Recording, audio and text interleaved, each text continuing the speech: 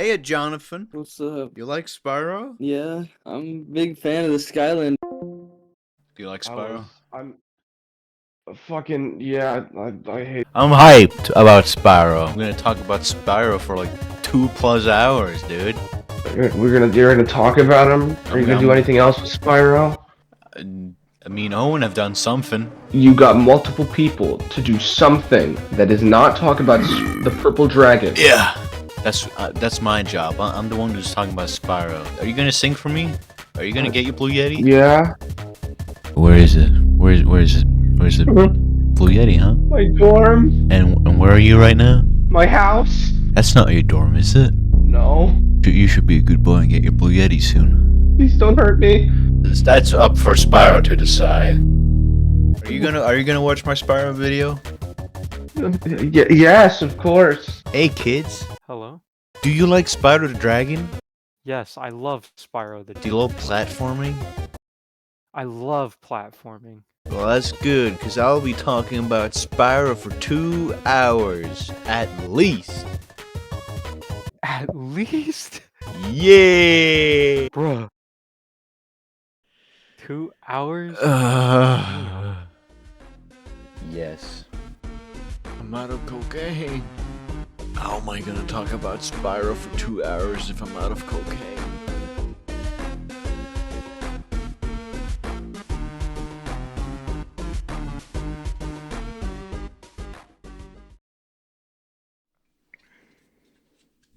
Fuck. God damn it. Alright. Oh, Red Bull tastes like shit. Alright. I hope you're looking forward to about 2 hours of me talking about Spyro. So that's gonna be good, eh? So I've been playing Spyro for the past few weeks. Actually, the past few months. Because it's been that long, actually.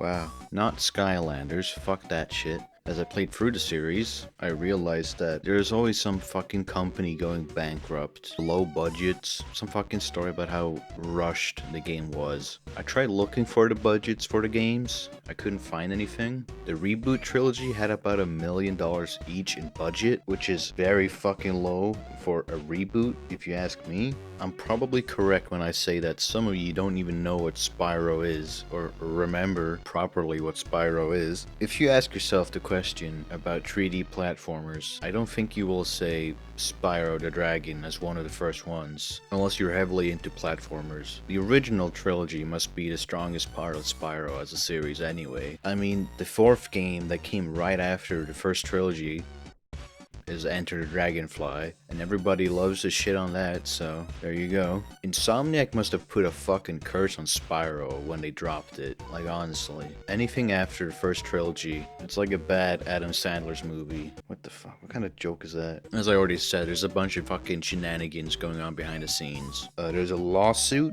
2 companies have been shut down. There's a mobile game. There's a lot of plot holes in Spyro as well. And the story's all over the place thanks to the publisher not properly caring for their IP. I think that's the reason why Spyro is not doing so well nowadays. And in the quality that I recorded all the Spyro games, I need over 2 terabytes of storage on my computer to fit it all. I probably have at least 2 days worth of Spyro footage on my computer. That's how long this series is. I won't be talking about Skylanders too much in this video. I think Skylanders is its own separate thing. So if you want me to review that or talk about it, you know, give me a comment or something below. Ask nicely. I wanted to make a good Spyro video, a good long Spyro video, and so I took a look at there's no need to talk about other people. This is the one you want to see. This is the good Spyro video. I just wanted to make a big good Spyro video, so I hope this one will do. And I hope you sit all the way to the end, because we've got a lot to cover. Let's start with the original trilogy. The first 3 Spyro games are pretty simple, and I think that's why they stand the test of time. I am going to talk about the Reignited trilogy that came out as well. I'm going to talk about the remastered version as I talk about the original trilogy. I think that makes more sense, because if it was a remake, I'd have to talk about it separately, but I think since it's a remaster for such a simple and old game, I don't think it really matters too much, and I'll just talk about it here. Anyway, let's get back to it. To find our first sign of Spyro the Dragon, you'll have to go back to the 1990s. About almost 30 years ago, Insomniac had just released their debut game, Disruptor, and that was a fucking commercial failure. It only sold about 200,000 copies, but people liked it apparently. So Universal encouraged Insomniac to make another game. The concept for a game about a dragon was given by Craig Stitt, an artist at Insomniac. So thank you, Craig Stitt. You've blessed our dreams and our nightmares. And the game originally started out with a more realistic and darker tone, a common theme in this franchise. Mark Cerny, an executive at Universal Studios, suggested to Insomniac that they should rather make a game more marketed toward kids, so they could compete with the Nintendo 64. Originally, Spyro was not even going to be called Spyro. The first name they had for Spyro was Pete the Dragon.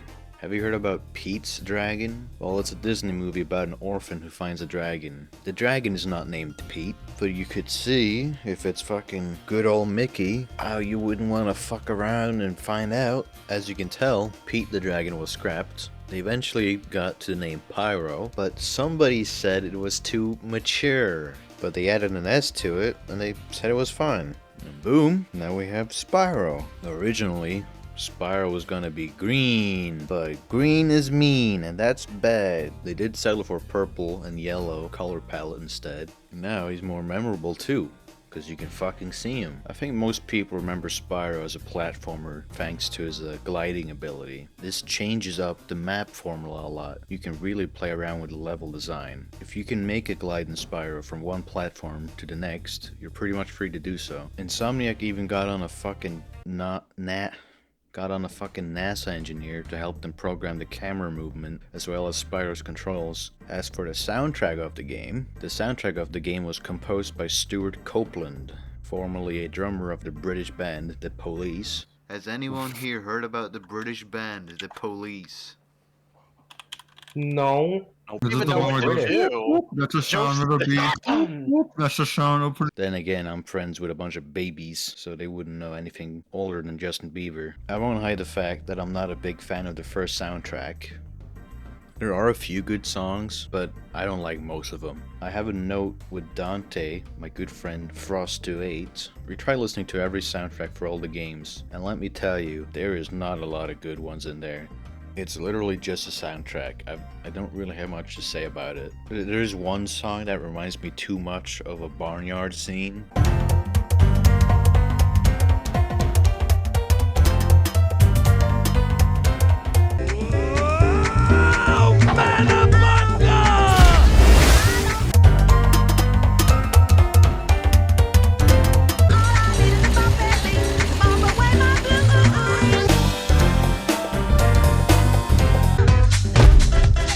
I love Barnyard.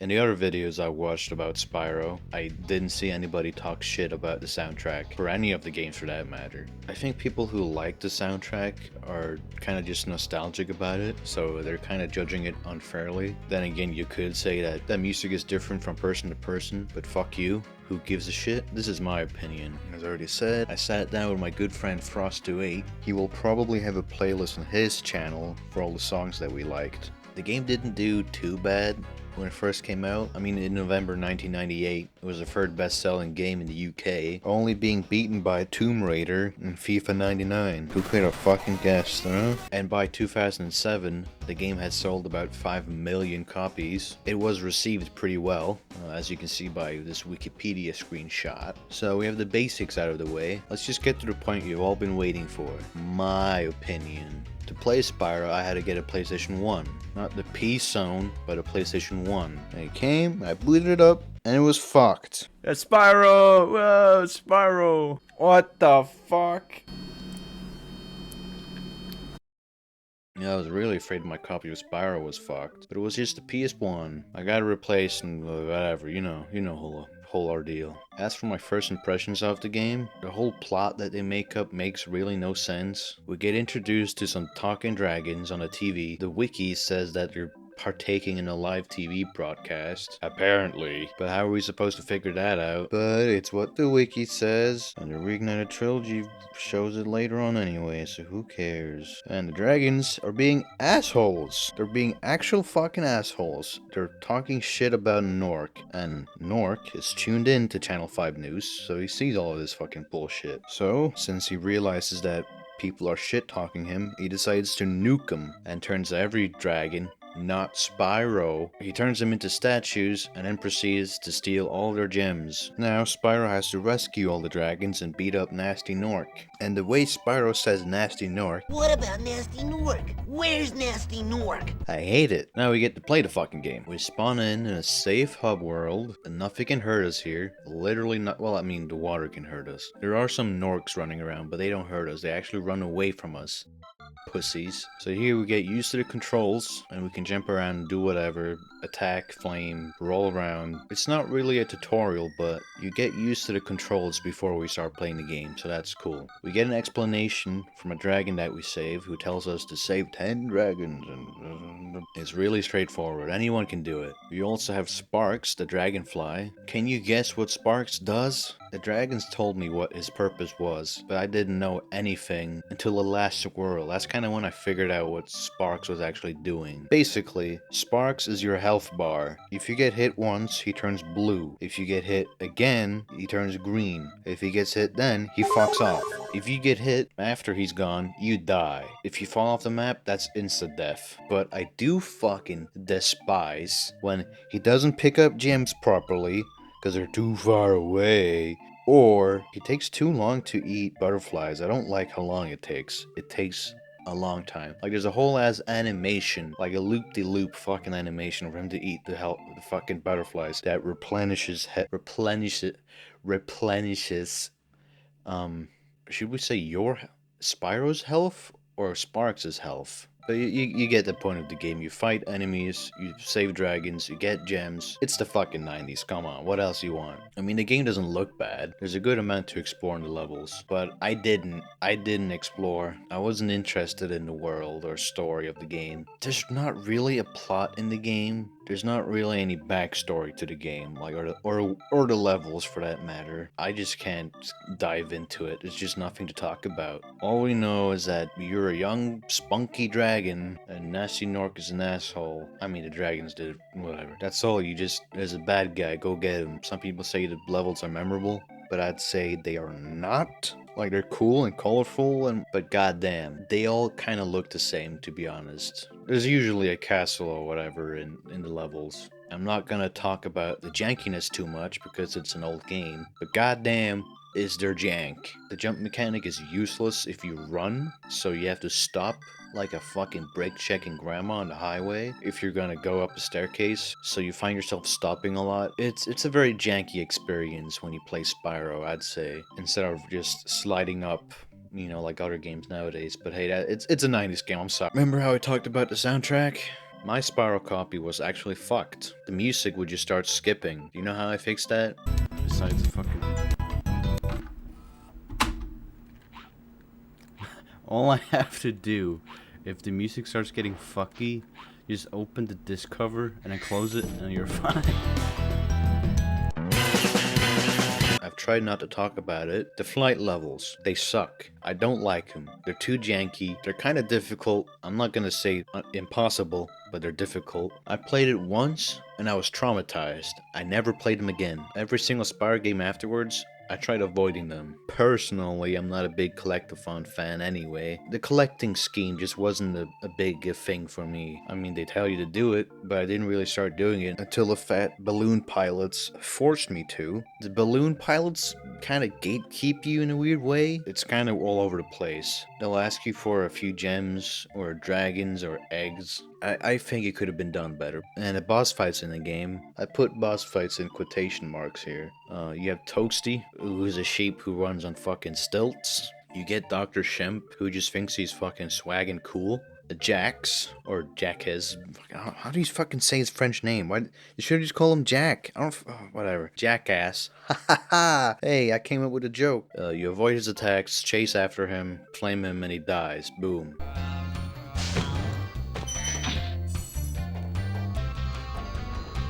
Blow.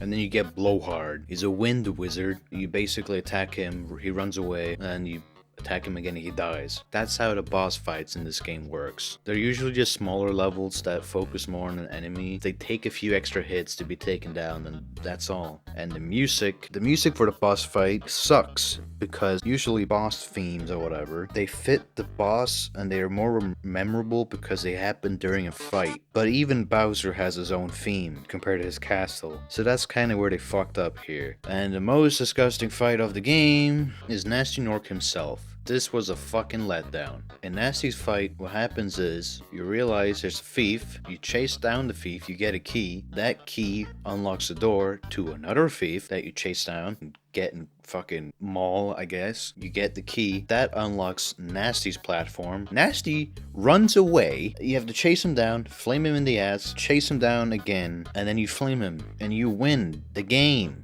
That's it. That's the fucking fight. This is the worst boss fight I've had in a while. If you did collect everything in the game, every dragon, every egg, every gem, like a fucking goblin at Gringotts Bank, you get the secret level. This is where you get to fly around and collect more gems, basically. That was my first complete Spyro the Dragon experience. Was it memorable? Was it a good one? No. Before we talk about the next game though, there's a secret ending for the first game where Spyro is shown, again, talking to the interviewers, and in the background you can see some dragons playing basketball, and they get turned to statues again. This, however, is not talked about at all, and they do not mention it whatsoever in the next game, which is Gateway to Glimmer. You probably thought I was gonna say Ripto's Rage. Well, fuck you, bitch. Spyro 2 is a good improvement.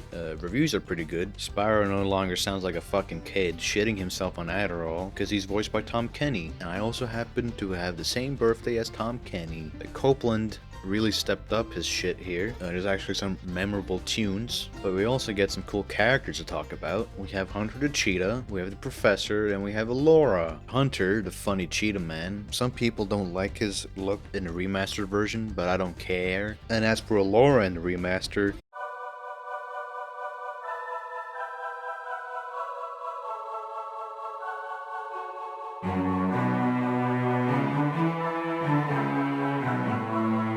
holy fuck, dude. And there's a much better villain for the game. We get Ripto. He actually talks to us and interacts with Spyro directly, so that's cool. It makes the game more engaging. Little fun fact for you, Ripto got his name from the way Spyro looked in Japanese. That's a cool fun fact you can tell your wife's boyfriend.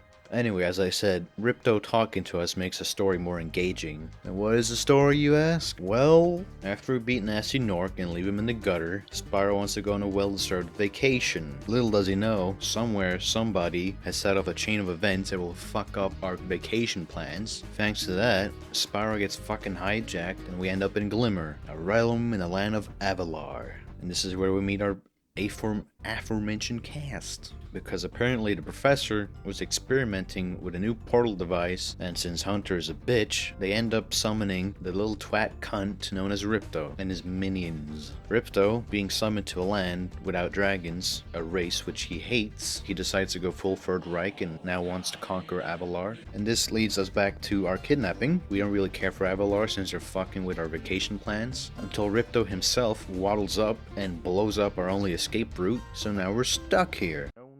Spyro, now we can go on vacation no more. So with no way out, and with no intention of helping Avalar, except for the chance of getting back to our vacation, we team up with our new butt buddies, and now we have to gather talismans that we get after finishing each level. Then we also collect orbs, so we can gain enough strength to beat Ripto and restore balance and peace to the lands of Avalar. Woohoo! The talismans don't make much sense. They say something about what power they have, but we just collect them and they don't really do anything other than, you know, keep the game. The orbs are actually used, I'll talk about that later. We get the talismans after we complete a level. We basically get the orbs for completing challenges and whatnot. That's the plot of the game. The gems don't really matter in this game, except there's a secret villain in the game. He's the sole reason why we need to collect gems. Some people call him the tax man, but in the common tongue, his name is Mr. Moneybags. Mr. Moneybags is a fucking asshole. Sorry, Spyro. Spyro. I'd love to teach you how to swim underwater, but not as much as I'd love to take your treasure. Say, Spyro, you see this wall here? I bet you're dying to know what's on the other side. If only I had a few more gems, well. Yeah, it's just an asshole. As long as you collect a lot of gems while you play Spyro 2, you'll be fine. Anyway, so you collect orbs, gems, and talismans throughout the game, and for each hub world, you get to fight Ripto's minions. The boss fights in Spyro 2 are fucking amazing, at least compared to Spyro 1. You get an actual boss theme, they're bangers. You get an arena, that's pretty cool, and they're pretty challenging. They're actually pretty challenging. They even have a health bar, so that's cool. They're actually good fights this time around. I said you need to collect orbs, gems, and talismans to get through the game. The problem with the orbs, to get to the end of the game, you only need about 8 orbs. You need 8 orbs to get to the end of the game. But they tell you right at the gates of hell, Ripto's battle, they tell you you need 40 orbs. 40 orbs. Are you fucking joking? Here's my reaction. Well, nobody said Ripto.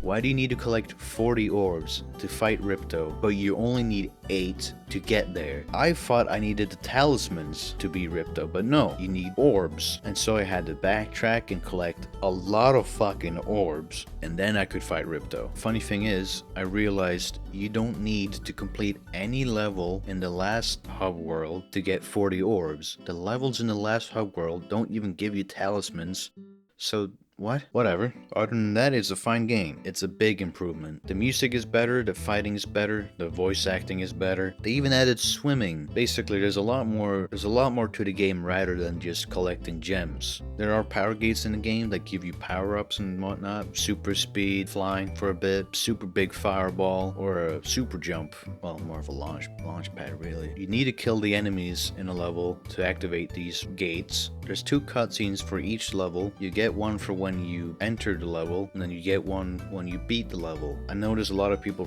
really care about the cutscenes. I don't know why they care about the cutscenes that much. I see why they add character to the game, but they don't really add any story to the game, except from what you can gather from the, the cutscene, I guess. As for the voice acting, it's fine. There's a lot of spitting for some reason. That's exactly the point. A dragon is our only chance of stopping Ripto. In the Reignited trilogy, I was forced to play in the Norwegian dub. I couldn't change it. I just couldn't change it. I bought the Reignited trilogy for the PC as well, and there's no option to change the dub there either, and I play in English there. So what the fuck is going on? Why can't I change my language, please? Hello? Anyway, I think the Norwegian dub is horrible, and it was in the second Spyro game that it started to shine through. Hunter, I think, sounds too much like Spyro.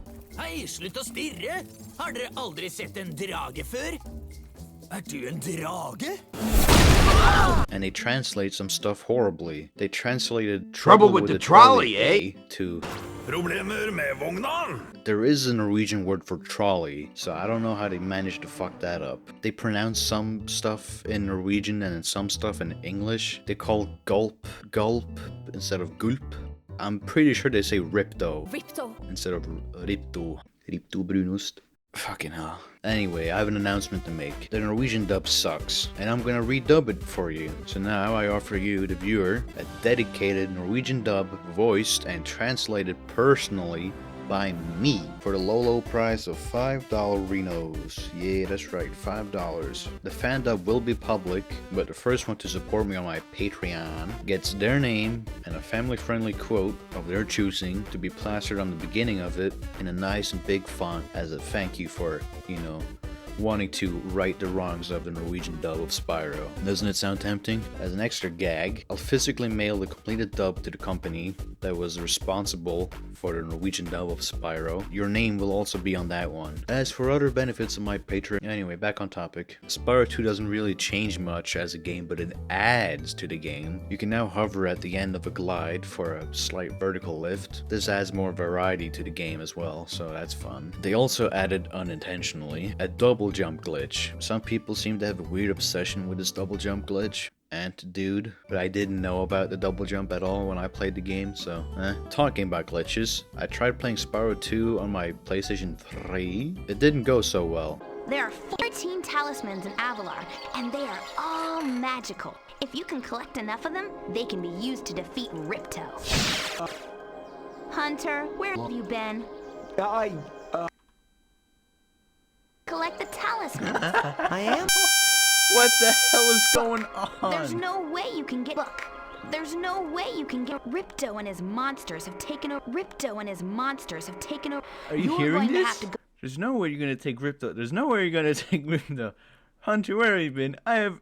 But anyway, as for some extra content after the game, if you 100% it, we can see how clueless Spyro is, and there's some other stuff as well. I just wanted to get that in there before I talk about the final boss fight. As for the final boss fight, as I stated before, you need 40 orbs. The Ripto boss fight is good. It's really good. Except for the music. What the fuck is this? There's multiple stages in the fight, and you actually use the orbs that you collected throughout the game, which makes the payoff a lot bigger. Basically, you have to collect 3 orbs before Ripto does. Depending on the color of the last orb that you pick up, you get a special power-up that you can use to hurt Ripto. After the first stage, he summons Mecha Gulp.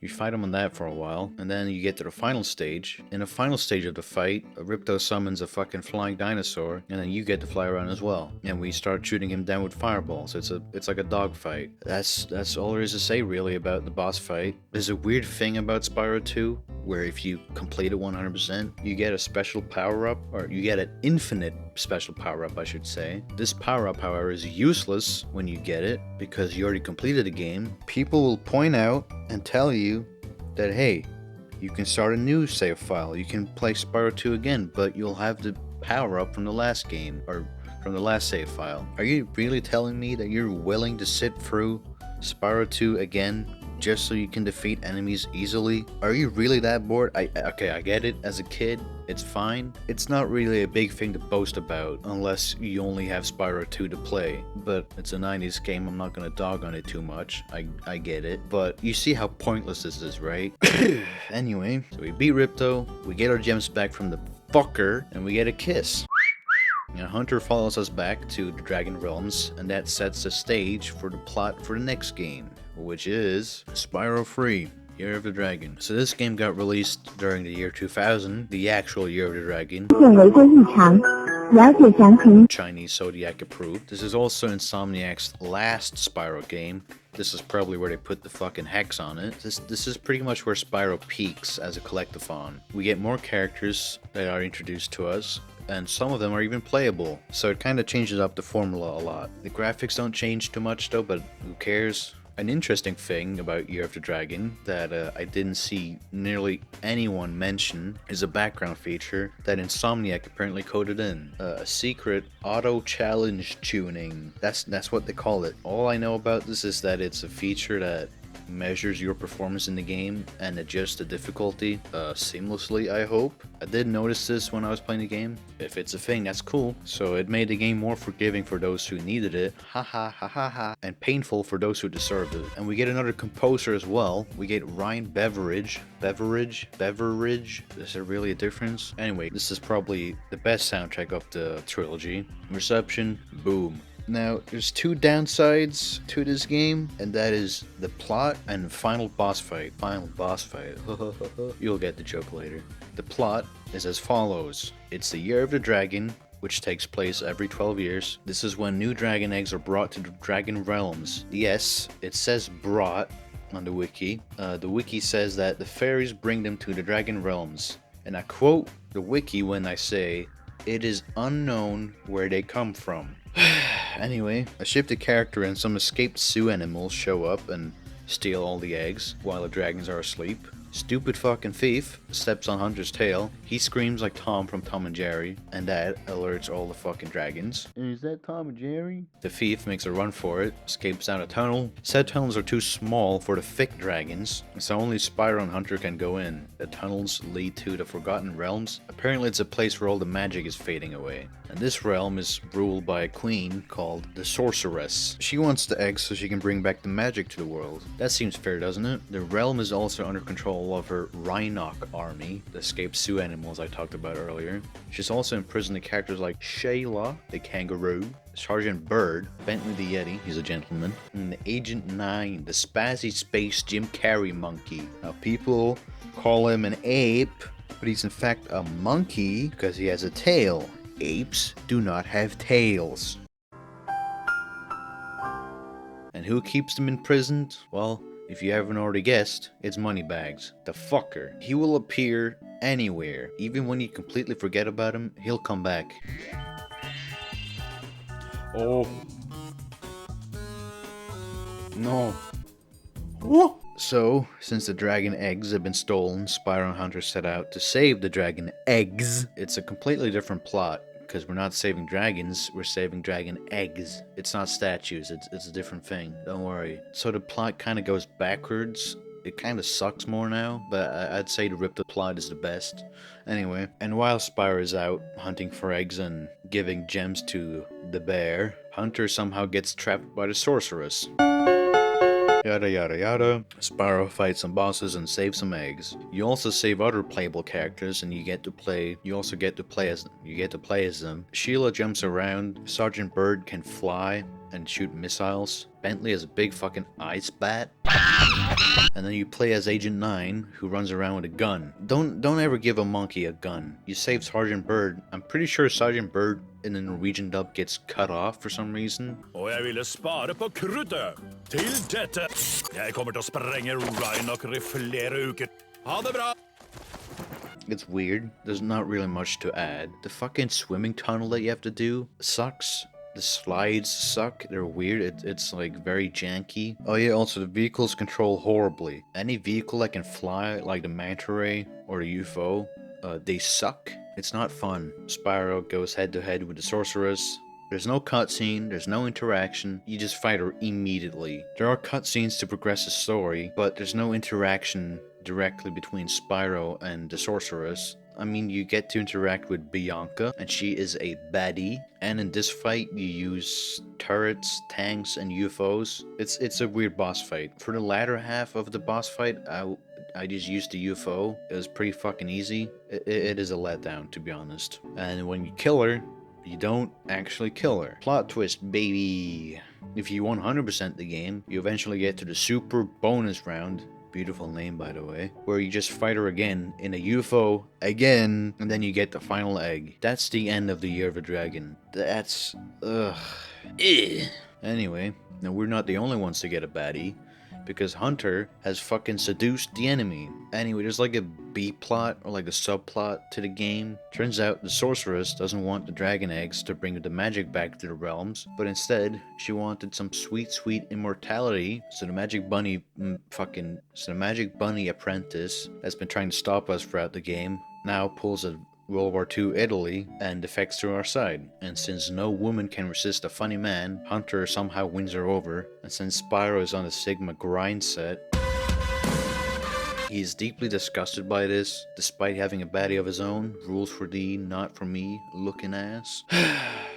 As I already said, there's nothing much to add about the game. It's pretty much the same game as Gateway to Glimmer, but with some different playstyles added to it, thanks to the playable characters, and a better soundtrack. Some people will say there's too much going on in the game, and dude, which I don't personally understand, and I think it's more nitpicking than anything. Some final words about the Reignited trilogy. There's not much to criticize or talk about in the Reignited trilogy. It's just a remaster. It's a good redo. It's a nice graphical redo, and it's really nice to play. So if you want to play the original trilogy, you should just get the remastered version. They made the soundtrack dynamic, and I think that makes for a better and cozier experience when you play the game. There's also the option of having the original soundtrack play instead. What else? My only complaints are that you can't fucking change the dub. For some reason you can't change the language in the game, and in the third game there's some glitches and bugs. Most people blame this on Sansaru Games. It seems that they were responsible for this. It seems they were responsible for the third part of the game. The loading times after dying are really fucking slow for some reason. This is on the PS4 though. I haven't checked on the PC yet.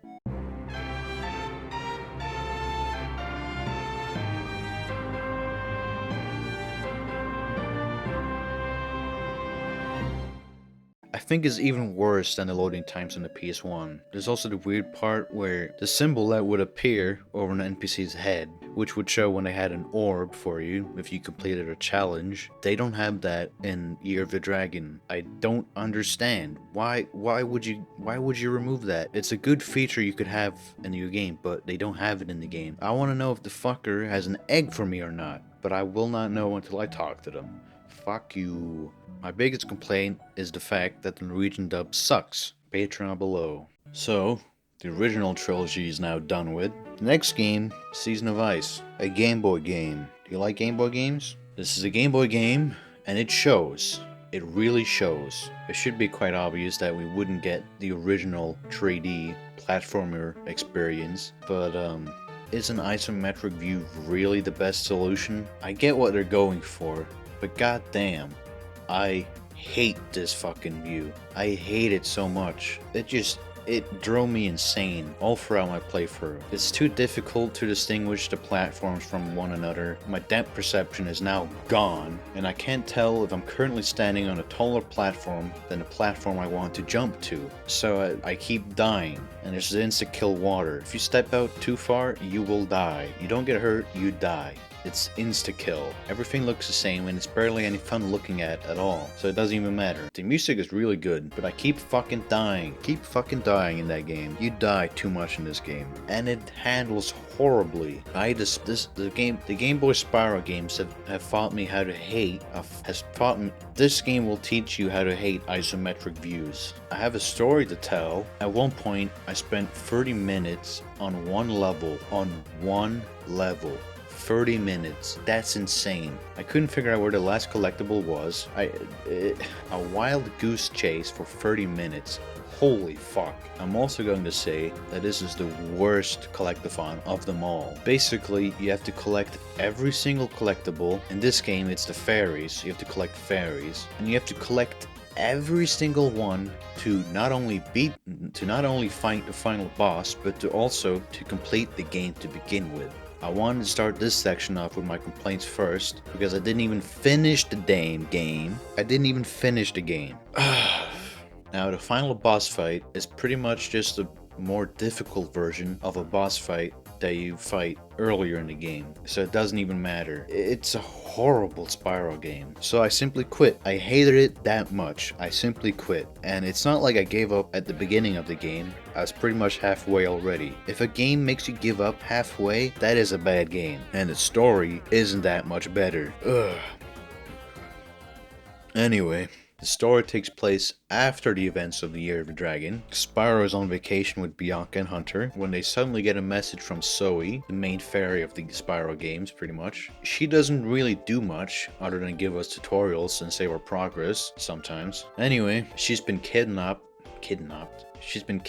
by a Rhinoc, and that Rhinoc has frozen every fairy in the fairy realms. Why has he done this? Well, somebody's done fucked again, and we can blame Bianca. To find us a good vacation spot, she went to the library and read a bunch of books, and she somehow managed to lose her magic spell book. She left the magic spell book behind, and a Rhinoc, Grendor, finds it and reads a spell upside down. And now, Grendor has two big heads and a migraine in each. So while he tries to find a remedy for this, he realizes the only antidote for this is 100 fairy wings. And so, he traps all the fairies in the fairy realm, and we have to save them. Thank you, Bianca, you dumb bitch. You ruined our vacation. That's pretty much the plot for the game. We have to travel around and free some fairies. We also get some levels for sparks that are similar to an idea the developers had in the original trilogy. There's a bootleg version of Speedways. They suck. This is basically the Spyro experience on a Game Boy,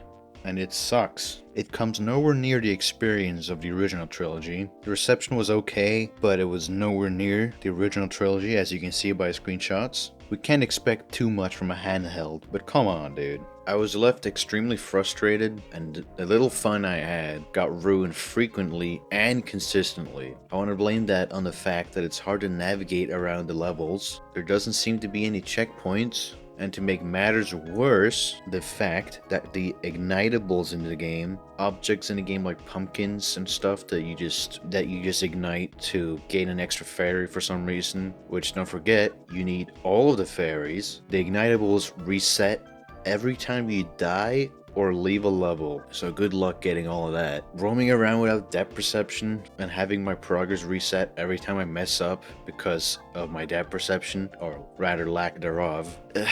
It's mainly the horrible sense of direction that kind of fucks the game up for me. And since everything looks the same, you're bound to spend hours on this game if you try to complete it, and they won't be fun hours.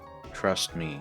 Now, Season of Flame is actually a Spyro Game Boy game that I would recommend. It's very similar to Season of Ice, but it's so much better. This game is a good example of why a few changes can make a huge difference in the game. For example, I'm not forced to 100% the game just to finish the story and fight the final boss, which is the main thing you probably want to do. The music is still good, and the game has some new features. Yay, new features. We now have more playable characters again, like Agent 9, the monkey, and Sheila. As for the development of the game, there's a little story behind that. So apparently, Season of Flame was going to be a bit more RPG-esque, that's what the wiki says. The team that developed the game was given a month less to work on the game, with fewer programmers, and they were expected to use the same isometric engine for the game that was used in Season of Ice. The problem, however, they realized that the engine was, and I quote the wiki, a complete mess. It was hard-coded for Season of Ice, and they decided that reusing the engine was too risky since the original developers that made the engine were no longer on the team. They had to redesign it and rewrite it from scratch. Holy fuck. Now, they obviously succeeded in making a game worth publishing, but the new camera? Really? Who added the camera feature? Why would you want the camera to shake? Who did this? Are you fucking insane? Back to the plot. So, after the events of Season of Ice, we come back to the Dragon Realms, only to realize that Ripto has been a little cunt again, and he's stolen all the dragonflies. And since the dragon no longer have their dragonflies, they can't use their flame breath, including Spyro. So after 4 titles in the Spyro series, we finally switch up the formula a bit. Instead of flame breath, we're now given ice breath. It works a lot like the flame breath, but you have the ability now to freeze enemies and freeze dragonflies so you can catch them. After you capture a certain amount of dragonflies, you get your flame breath back, which we can use to ignite certain ignitables again. There's also a lightning breath, and the headbutt ability, and the power-up gates from Spyro 2 also make a return. Other than that, it's pretty much the same formula. You jump, sprint, and glide. It's a Spyro game, goddammit. You solve puzzles with your new ability, and beat levels, fight bosses, and collect gems to feed the bastard of the game. You know he's there. Moneybags makes a return, baby. I was gonna finish the game, but I ran into a little snag. During the later parts of the game, I was in an Agent 9 level. It looked horrible, by the way. I started to question whether or not it was supposed to look like that, which of course it wasn't, so I decided to leave the level through the menu and try to re-enter it just to fix it. This should be an important lesson to all of you. Save your game. Save your game often. At this point I was really close to fighting Ripto, and I only needed a few extra dragonflies, but it had been a while since my last save, so when I went to open the menu, the game crashed. It just crashed on me. What the fuck is this supposed to be? Are you guys watching this? Yeah, it looks glitched and fucked. Oh god. There's no way there's no way. Hold on. Okay, let me exit this level.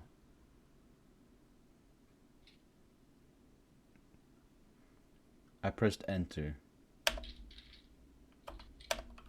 I haven't saved in a while. I just lost all my fucking progress. Oh no. How much progress is that? Remember how I said like, oh, we need 3 more or 4 more? Now we need 35. 36 actually. So no, I'm not playing anymore. I'm done. There was no way for me to get all my progress back. Other than that little snag, it's a pretty good game. If you had to choose between Season of Flame and Season of Ice, you know what to go for. Save your game, kids. The next game is Enter the Dragonfly. Shut the fuck up. I actually like the game. It's not garbage. Let me explain. Most people will make fun of this game and throw it in the garbage. I actually had fun in this game. I'm not lying when I say that. I actually had fun in this game. It changed the Spyro formula. Not a lot, but enough for me to sit through it. I obviously had to look into the creation of the game to understand why it is the way it is. And when I learned why it is the way it is, I just felt bad. People will really shit on this game and make fun of it and clown on the developers and whatnot, but you have to understand, there's a story here. I'm gonna tell it. This game wasn't made by Insomniac because they already dipped a long time ago, so Universal, being the fucking geniuses they are, they contracted 2 new studios, Equinox Digital Entertainment for the game's art, and Check 6 Studios to handle the design and programming of the game. This is where it all goes wrong. Let me tell you about these companies. First of all, this is the only game that they ever made. Check 6 and Equinox never made another game. Not before Spyro and not after Spyro. And they're now bankrupt and shut down. They don't exist anymore. Why would you hire 2 brand new companies that's never made a game before? Anyway, Joel Goodsell, not Incel. That's a terrible... Don't take that joke. He served as the original project lead and thought that Spyro needed a tone update since they're making the leap from the PS1 to the PS2. But it seemed the Universal didn't like it and the game was rewritten to be more traditional. Then Universal complained that the design was just a standard Spyro game. What do you fucking want? Goodsell replied with a multi-page idea of an epic Zelda-esque RPG-like Spyro design, including a hub town and a surrounding open world field with changing seasons. Universal said okay, and they left no feedback. So after this, the fire was basically just raging on with no supervision. Some months later into the game's development, it struggled with low frame rates even when the visuals were dumbed down. And to pour salt into the gaping wound, Check 6 had difficulty paying their developers, and on top of money problems, the team was pressured to finish the game for the upcoming Christmas season. Talk about festive spirits, am I right? To top it all off, Goodsell eventually dipped. Goodsell eventually felt that having 2 directors on the team, including Ricky Rukavina of Universal Interactive, who was brought on to speed up the development somehow, he felt that it hurt the team's morale and was a drain on Check 6's limited financial resources, so he dipped. He knew how to save himself from a burning boat. So that leaves us pretty much where we are today, stuck with a game that's rushed, confused, and not even the final product that it's supposed to be. The company had to pay a fine to Universal for not fulfilling the expectations. There was supposed to be a sequel, or another game made by the same companies, but obviously they went bankrupt and Universal said, no, we're not hiring your fucking ass again. And so they got, fired, and now they're dead. Universal doesn't even know what the fuck they got. While I was looking into the game, I found something that I haven't heard anyone mention about the game before. Apparently the game had legal issues. You might think that this lawsuit is caused by unpaid labor or whatnot, but no. It was a lawsuit filed against the companies involved, including Sony, who had nothing to do with this shit. It was a lawsuit filed against the companies by the parents of a child who suffered, I quote, an epileptic seizure after playing Enter the Dragonfly. The articles I find online call the child an infant. I can't figure out how old the infant was, and I'm not going to look into it more, because I think sharing it with you is good enough, because nobody else has mentioned it apparently. At least most people don't. I don't know whether or not they won the case, but the Spyro Wiki says they did, so there's that. Now I told you why the game is the way it is. Some people didn't. I think it's appropriate now to talk about the plot and about the game itself, rather than its botched development. So we start shortly after the events of Year of the Dragon. The young dragons we've saved are now celebrating a rite of passage, the day they get their Dragonfly Guardians. But of course, this wouldn't be a Spyro story if there wasn't some plot twist to it. Ripto shows up through a portal. Surprise, surprise, he's not dead. He's alive, as you can see by the picture book at the end of Spyro 3. I didn't tell you about that? He wants to make all the dragons weaker by stealing all their dragonflies. And so he casts a spell, which scatters all the dragonflies throughout the world. He's done it again, Harry Kane! Dirty bastard, you've done it again! Even Sparks fucking disappears, but not for long. After Ripto decides to dip because he fucking made a fool of himself, we obviously get tasked with saving all the dragonflies that have been scattered. Does it sound familiar? Now we have to catch loose dragonflies, and we get a dragon rune that powers us up and gives us bubble breath. This will allow us to catch dragonflies. The bubble breath is not even that effective. It's kind of hard to capture dragonflies. And this janky game doesn't make it any better. We're also given some other powers throughout the game, like ice breath and lightning breath. These have their own uses. There's lightning to power up machines and ice to freeze enemies or NPCs that we can use as stepping stones, so that's cool. The different breaths unlock certain gates throughout the hub world, so that's also a thing. Since it's a janky game, you can just ram through them if you want. I didn't do that though. It's still a Spyro game, so we have our head bash, glide, charge, original flame breath. These are pretty much standard at this point in every Spyro game. However, we get something new, which is wing shield. I only used it once. I imagined that you wanted us to use it for Ripto, but I didn't really need to, because the Ripto fight was so easy anyway, so I didn't need it. This might be nitpicking, and not in a bad way, but what I liked about the game is the fact that the boss fight unlocks after 70% of the game, even though it's technically not the final boss fight. I was shown the credits, that's all that matters to me. You don't need X amount of dragonflies or gems, you just have to collect enough of both to reach 70% game completion. I think it's a simple and nice way of locking away the end of the game, in my opinion. It's not a huge feature by any means, but if the game was allowed to be finished instead of being pushed out of its nest like a damn baby bird, I think this would be a nice way to introduce us to boss fights throughout the game, compared to when you can pretty much see when a boss fight is coming up. As I already said, I like this game, but I don't recommend it. I don't think you need to play it to consider yourself a Spyro fan, and you don't really need it to get the Spyro experience either. I think it's more important to understand the behind the scenes story of why this game turned out the way it did. It's also a nice lesson to teach us about why you shouldn't rush a product, but it seems the franchise never did learn this lesson. As you will see, I think the Spyro franchise got held back a lot because of low budget and rush production and whatnot. It's safe to say it's cursed. It's a cursed IP. It's also probably why the remaster version works so well. It's just a graphical redo. It's literally a guarantee for profit. You might have noticed that I haven't talked about the music yet. That's mainly because it wasn't that fucking memorable. And there's also a funny story about the music for this game. Enter the Dragonfly was Copeland's last time composing for the Spyro series, until he returned to make the title theme for the Reignited trilogy. I'm gonna quote Copeland directly now.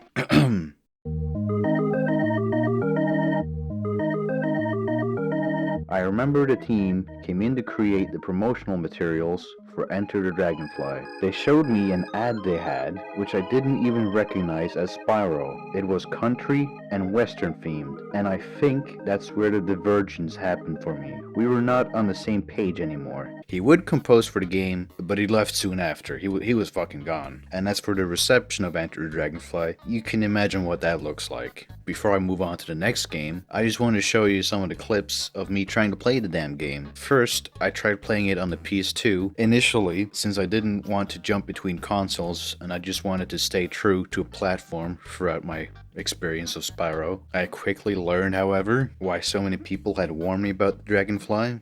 Do you like the frame rate? No, is this actually part of the game? Yeah. No fucking way. It does that a lot, by the way. This right here? Yeah. It will just stay like this? That is common, yes. It was very bad. I almost gave up on it. I did some quick googling, however, and I found a forum post that praised the GameCube version. They mostly praised it for its smoothness, and they also said that they didn't understand the hate for Enter the Dragonfly. So I said, okay, I'll buy a GameCube. The Nintendo shit cube! And a GameCube copy of Enter the Dragonfly. This looks like a fucking chocolate chip cookie! And once it was all ready, I hooked it up and booted it up. It worked fine, if not better than the PS2 version, for about 8 minutes. Eventually I ran into issues, and I just couldn't get the game to run properly anymore. I tried booting up Shrek 2 and Shark Tale, but they had the same issue. So I realized that the laser in my GameCube is probably broken, but I also played with the idea of buying a Nintendo Wii to finish the game, but my Discord friends were being assholes about it, so I decided not to. I could maybe get a VU or some shit and like that's compatible with GameCube, and then play it on there, and then I'll have this. What's a VU? You don't know what a VU is? What the fuck is a VU? Oh, wait, you mean wait, PS Vita? No, not the. And so I'll have to look up like the game, It's like in backwards. peace. And I'll have to look Oh, up. I'll have to shit. look up the game backwards compatibility. Fucking just make sure. And then I might even be able to get a high resolution. Games. So I might be able to get. Oh, this. Sorry. So I might be able. Just checking if somebody's fucking cutting me off. Spyro! Okay, thank you. I'm not gonna talk anymore. No, it should continue.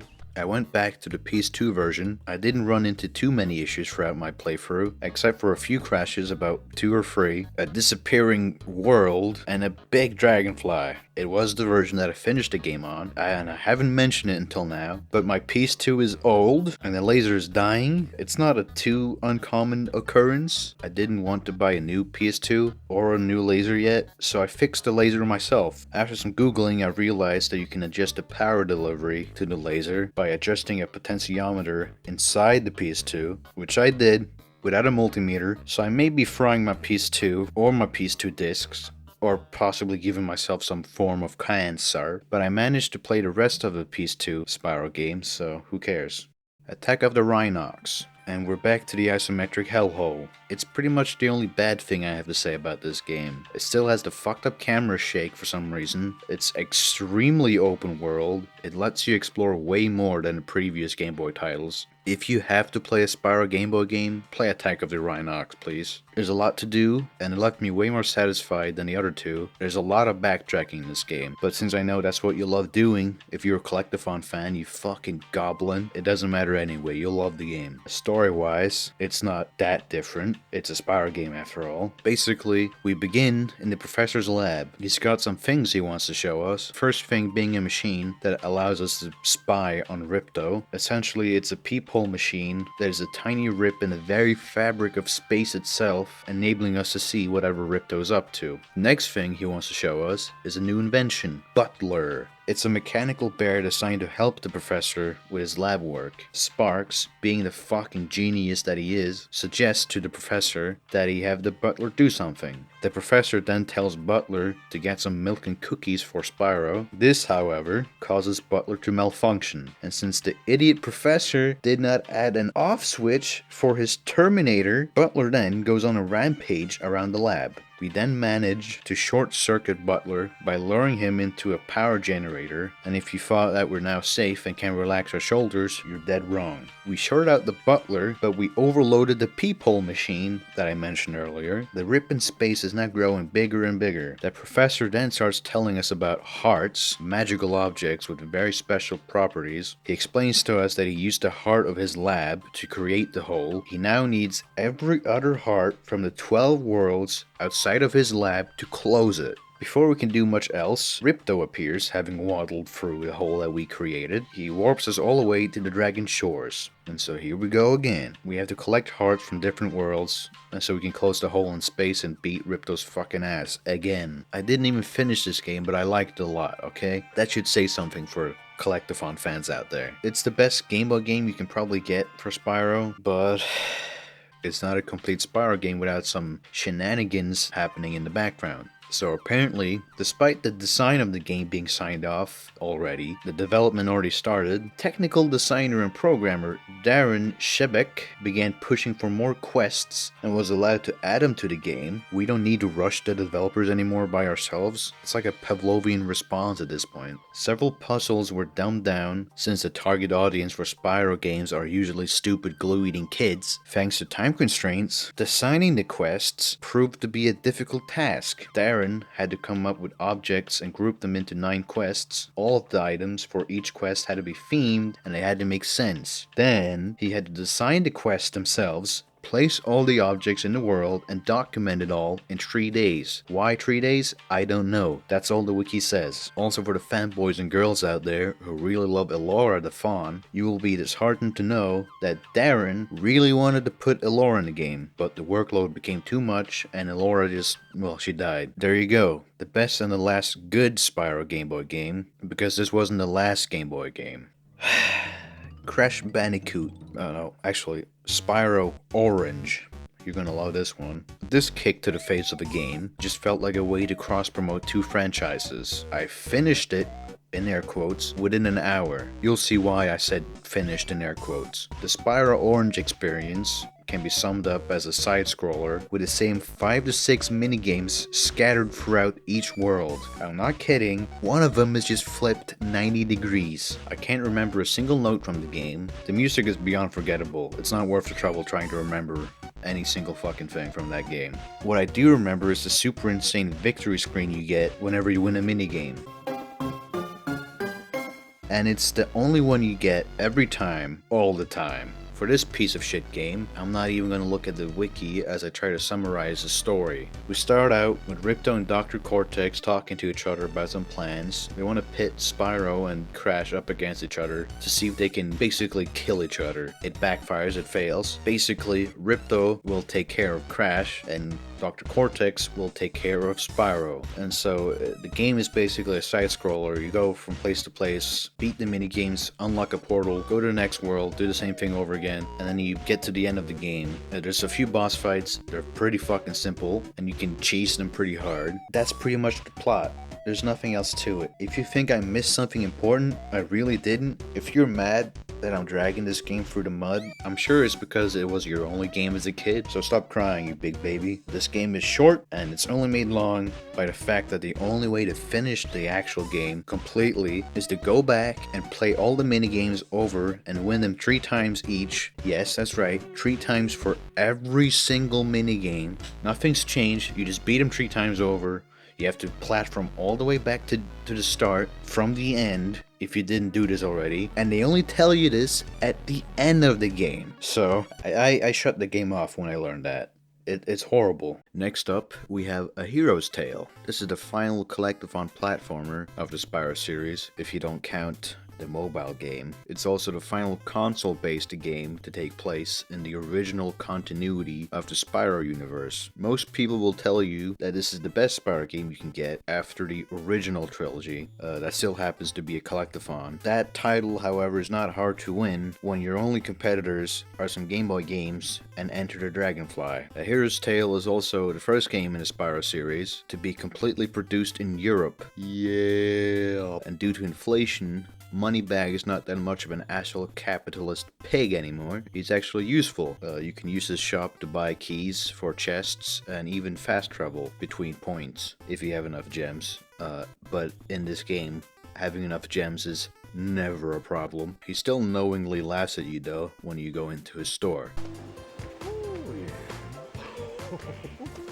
As for the plot of this game, it's not groundbreaking or anything, but it's not something too recycled either. After Ripto's latest defeat, everything seems to be going fine and smooth and dandy in the Dragon Realms. But somehow, Nasty Nork has been brought back to life, returning to the Dragon Realms with his Nork minions. He goes around planting huge dark stones throughout the Dragon Realms and sends his minions with some other dark stones into a portal to do the same with other realms. But Nasty is not alone. He's with a red dragon. This red dragon uses a staff with dark powers to create a barrier by the entry to Nasty's lair so other dragons won't interfere before he flies off again. The professor saw all of this on his computer screen and quickly gathers Spyro and Sparks to his lab, showing them what just happened. So then, we're told by the professor that the dark stones are dark gems, which fuel the evil power that Red, the red dragon, who would have fucking guessed, which fuels the evil power that Red is using. Spyro then charges out of the laboratory and goes off to destroy dark gems. I'm getting tired of this fucking franchise. We then go to talk to Dragon Elder Tomas. We're told that Red used to be a Dragon Elder as well. Then we meet this creepy dragon girl who warns us not to go in the swamp. Don't take that bridge to the swamp, Spyro. If you do, I might never see you again. Wait! One more thing. Whatever you do, don't go beyond the rickety bridge. But we do so anyway, because we're fucking based. A little while later, we meet Dragon Elder Magnus, who sounds... Spyro, darling, you'll need to learn as much as you can to help you in your quest to find Red. fruity. He tells us that Red was part of the Order of Dragon Elders until his hunger and lust for power basically made him go full Joe Rogan Schizo podcast, and he tried to overthrow the leader of the Elders. Magnus, the fruity dragon, then proceeds to teach us how to pole spin.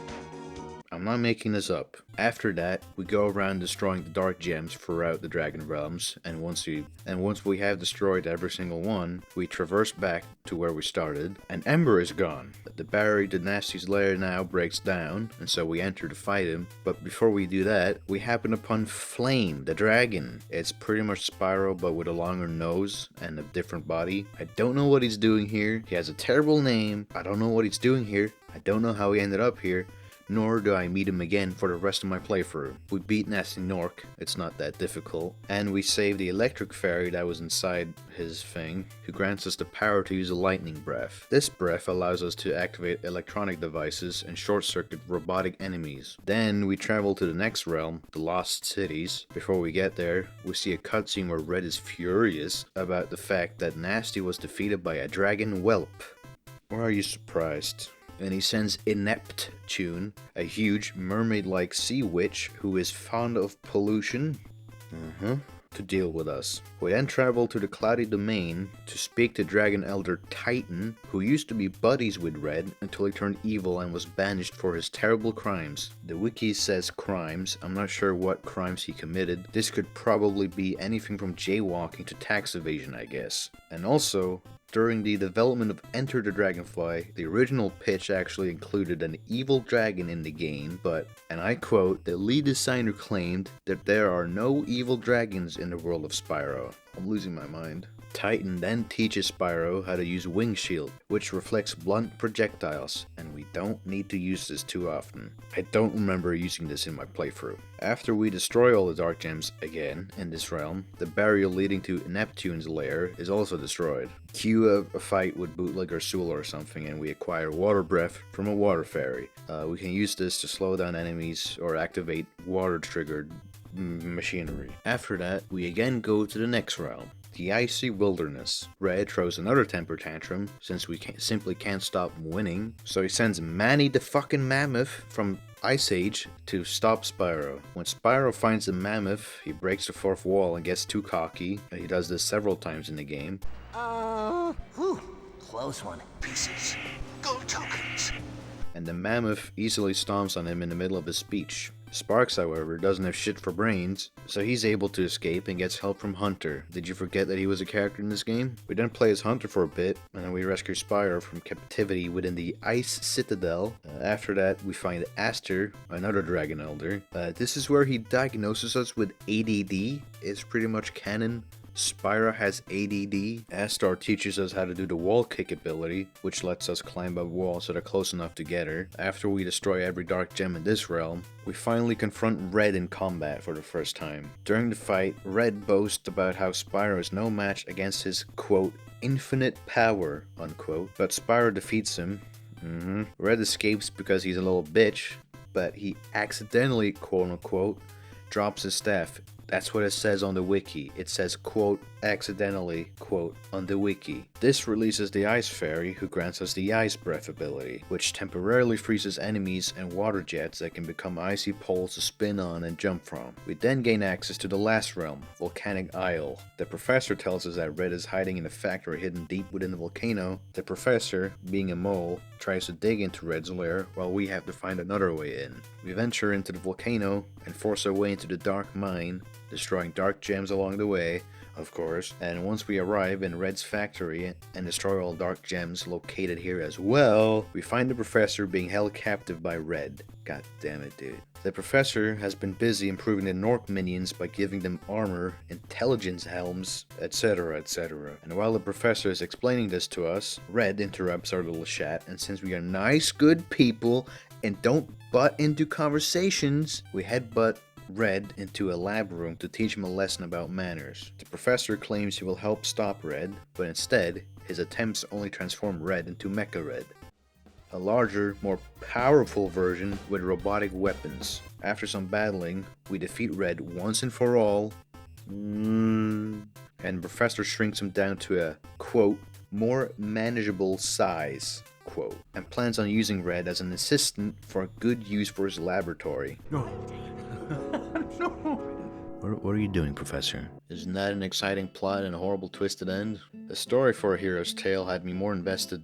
Oh god. The story for A Hero's Tale had me more invested than any other of the stories so far, so that's good at least. It doesn't help too much that it's still a monotonous Spyro platforming experience. There are some new interesting platforming ideas like the wall kick, grab onto ledges if you don't make the jump completely, but it's very much the same Spyro experience. The game looks really good. I'd say the levels look the best out of all the games so far, and they're way more intriguing than any other of the games. So there's also the Ice Princess. I have a thing for foxy ladies, okay? I have a few major complaints, and that's the controls. They swapped the tackle button and the breath button. Why? You also get like Plinko sections and fucking a minecart segment. This just sucks, by the way. The checkpoints are so far apart. The head bash button is the same as the tackle button now. So in previous games, where I would use the tackle button sometimes mid-air to attack an enemy as I was about to land on their platform, it now just makes me kill myself. Oh my. Why would you switch up the control bindings? I'll power through it. I'll power fucking through it. Okay.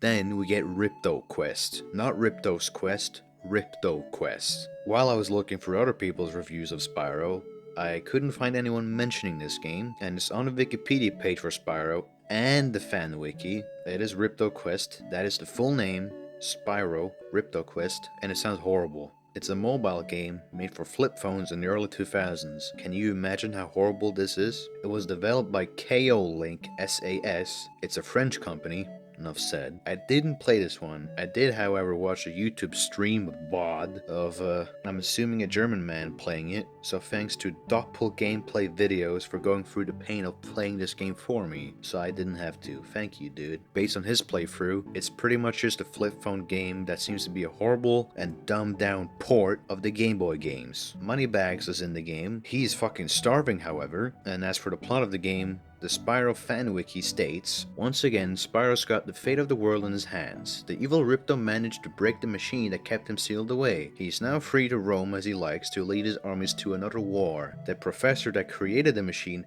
desperately, this is what it says on the wiki, needs Spyro's help to recover the now scattered parts of the machine and bring an end to Ripto's insane ambitions. During your journey, you will run, jump, and fly your way through 8 different levels, solve puzzle-like problems, rescue the fairies imprisoned by Ripto's henchmen, find the new spells to increase your powers, and finally gather the 4 parts of the machine and become the hero that saved the world. Now the summary said 8 different levels, but the wiki page later states 7 levels of gameplay, so I'm not sure which paragraph to trust. And despite Ripto being in the damn title and mentioned as the game's main antagonist, you don't even fight him, nor do you ever meet him. The boss fight of the game is just a fucking snake that moves around the screen, and it's very easy to beat. Once that is done, you collect the final gems. All 500 of them are needed to win the game, by the way, and you give them all the money bags so you can give you the final machine part, and then you win the game. That's all there is. As for music, there's only one track in the game,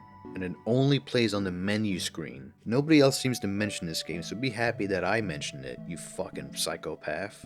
Dios mío. Then we move on to Spyro Shadow Legacy. This fucking game. It's the first Spyro game for the Nintendo DS, and it's the very last game to take place in the original continuity of the story. And I said something similar about A Hero's Tale, but this is absolutely the last game in the continuity, and it changes the formula for Spyro games a lot. It focuses a bit more on the story and combat, if you could call this combat.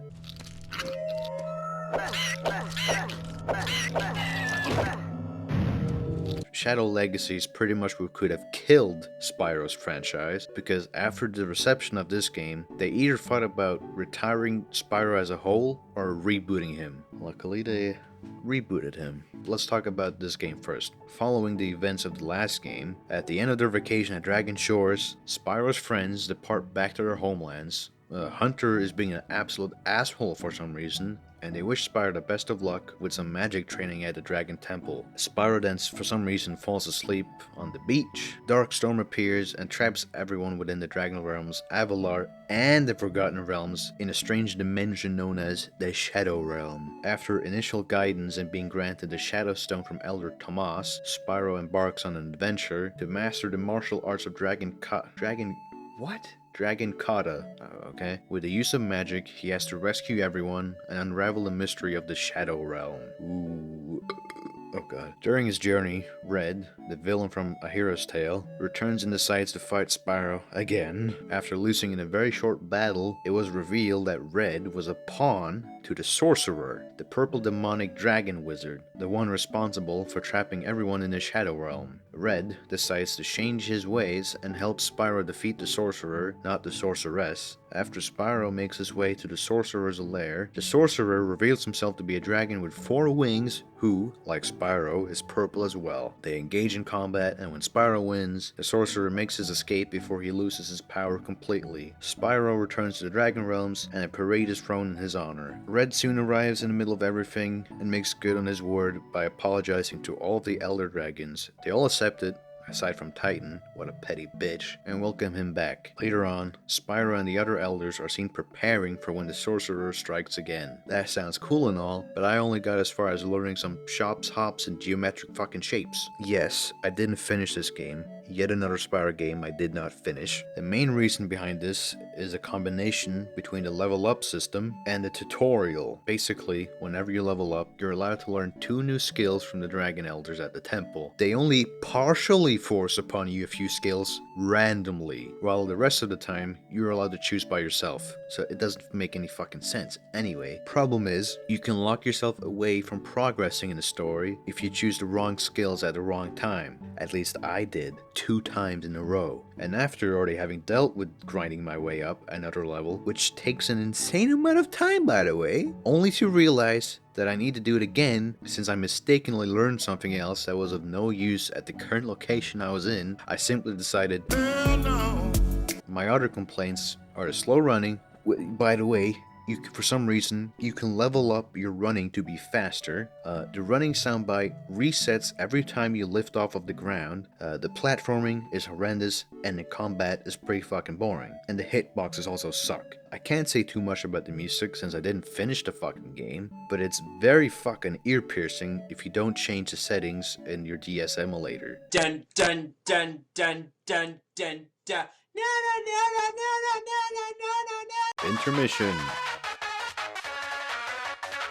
I put that intermission there because I was losing my voice and I was getting really tired of talking about Spyro for about 4 hours straight. I wanted to save my voice for the last stretch of the video, so here we go. The Spyro Reboot Trilogy. This is the final stretch of the video, and it's also what I like to consider the end of the Spyro franchise, if you don't count the whatever. There's the Skylanders, but I already said that's a different thing. The Reignited Trilogy doesn't really add anything to the Spyro series, because it's a remake. It's a remaster, sorry. I consider the Reboot Trilogy to be the end of the Spyro franchise as we know it. Just a quick fair warning, I feel like the Reboot Trilogy is very story heavy. I'll be reading a lot from the wiki to give you a decent insight into the story, so you know what the hell is going on. It seems that Reboot series are the only set of games in the Spyro series that were released both on consoles and handhelds together. But I'm not going to dive too deep into the handheld versions as I played the console versions, and I think these are the strongest ones anyway. So, The trilogy even has fucking mobile games. So if you weren't tired of Ripto Quest, well, you got more fucking mobile games. It seems they really wanted to try and save Spyro as a franchise. If not that, at least a last hurrah for Old Yeller before they shot him. I mostly found some footage of some speedruns for the mobile games, courtesy of 2 Spaces SG.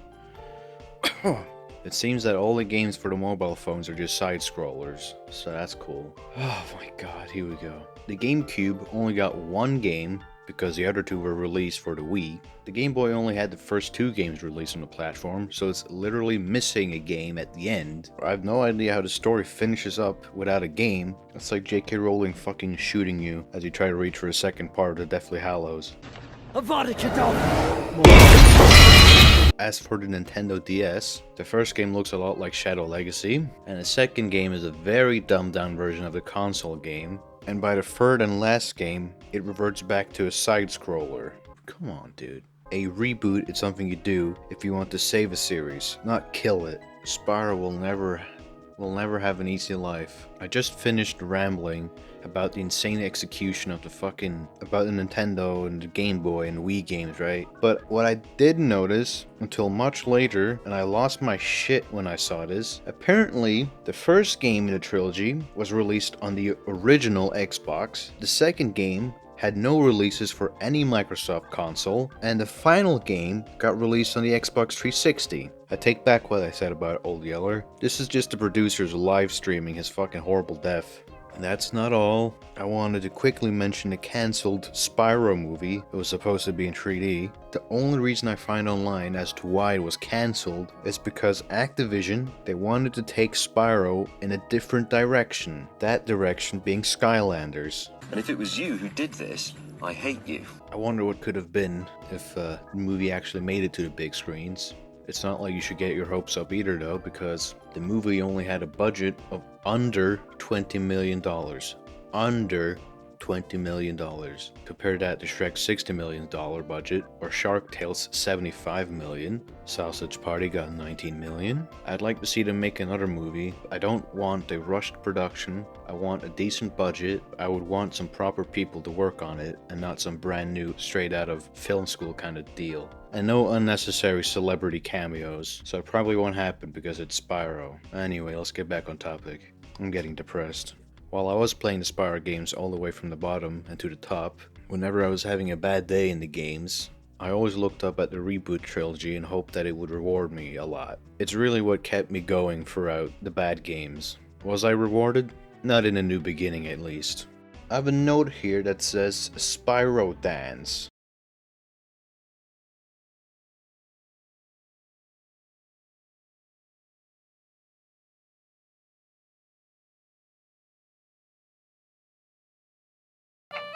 Anyway, right off the start, we're showing that this is not the old and goofy Spyro that we're used to. If you look at the box art, it's already fucking insane. It's a completely new story this time around. Apparently some aspects of this story is inspired by plot points in Shadow Legacy. We're thrown into chaos immediately. So it's not the 30-second cute fairy tale opening cutscene that we get from the first trilogy. And the first clue to show us how grown up Spyro has become is the lighting, or rather lack thereof. And I thought you were a big one. This game reaches DC levels of darkness at times. I know they're going for a dark and gritty feel, but it's slightly frustrating at times. But it's mainly a problem in the darker cutscenes, because I can't fucking see the cutscenes. And speaking of cutscenes, they seem to suffer from bad audio mixing. I know I can change some audio settings by myself. I don't think as a player I should have to do that. The other 3 Guardians and I led our small but valiant forces into battle. As for the animations in the cutscene, why is it so janky? And it's kind of all over the place. I mean, the walking animations for the dragons are smooth, but it looks like Bee Gees is playing in their head. As for the gameplay, at least I think personally it's refreshing. Maybe not to everyone's liking, but it is something new. Sadly, the freshness runs out pretty fucking quick, because once you've fought about 2 to 3 different enemies, you realize it's pretty much the same. I'm mainly talking about the combat, because there is lots of it. And it is endless. It is really endless. I think it's a sad thing to happen to the series. I was excited to play the reboot series, but a lot of the gameplay is just that, almost mindless button mashing with a few different enemies. Granted, there are boss fights, and they're pretty good. There's platforming still, well, not too much anymore, but there's still platforming. And I think the main selling point of this trilogy is the connected and deeper story rather than the gameplay. Though I think at that point you should really just make a movie instead, or a book. Ooh. Anyway, let's get to the story. The Legend of Spyro: A New Beginning begins inside the Dragon Temple, where a fire guardian dragon named Ignitus watches over a brood of eggs. It is the Year of the Dragon, a time when new dragon eggs are brought to the realm. Remember that line from the first trilogy? A dragon's prophecy said that every 10 generations, a rare purple dragon will be born, who will direct the fate of that era. Ignitus the dragon, on screen, is looking after such an egg. The dragons, however, are at war with an enemy that is only referred to as the Dark Master, who also knows of the prophecy, and he launches an attack on the temple. In an attempt to destroy the brood of eggs so he can prevent the birth of the purple dragon. Ignitus escapes with the purple dragon's egg, leaving it to drift down the river, like Moses. The egg is eventually discovered by a dragonfly couple, and upon the hatching of the egg, they name him Spyro and raise him as one of their own, alongside Sparks, a dragonfly who is born on the same day. One day, after Spyro and Sparks fuck around in the swamp for a bit too long, Sparks is then fucked by an ape. Technically it's a monkey because apes do not have tails. And so begins Spyro's attempt at saving his brother from a group of apes, where he discovers that he can breathe fire. Spyro is then told the heartbreaking news that he's adopted. It's just that your mother and I knew this day would come. What day? So that was the night that Spyro learned he wasn't a dragonfly after all. Afterwards, Spyro decides to leave the swamp in search of his true home. Sparks, being a little pussy at first, decides to tag along. I mean, he doesn't have anyone else to fat shame or tell Johnny Test level jokes to. Seeing and catching are two different things, a big boy. Ugh. Now I smell almost as bad as you do. Excuses. Catch up or give up, Chunky! So he just tags along, I guess. Spyro is then attacked by hostile forces, but eventually stumbles upon Ignitus inside of a cave, who is pleased to see Spyro alive. But he's concerned that the war may already be lost, since the Dragon Temple is under occupation by the enemy, a horde of apes, called the Dark Armies, led by a large black dragon called Cinder. Spyro convinces Ignitus to lead him to the temple, and is able to drive the evil forces out, after which Ignitus gives Spyro some more information about the war against the Dark Armies. He then trains Spyro in the art of fire, and sends him off to rescue 3 other Dragon Guardians from Cinder's forces. First, he flies to Dante's freezer to find Voltaire, the Electric Guardian, and rescues him from a large troll called the Ice King. Not that guy. As for when we save Voltaire, the game decides he talks too much. Of course, much to tell, many hypotheses to pose. I believe. They just cut him off. They then return to the Dragon Temple. Voltaire trains Spyro in the art of electricity. By the way, this power we unlock by being sapped by a fucking tower. And Voltaire tells Ignitus that during his capture, he lost some of his electric power inside a crystal Cinder has been storing.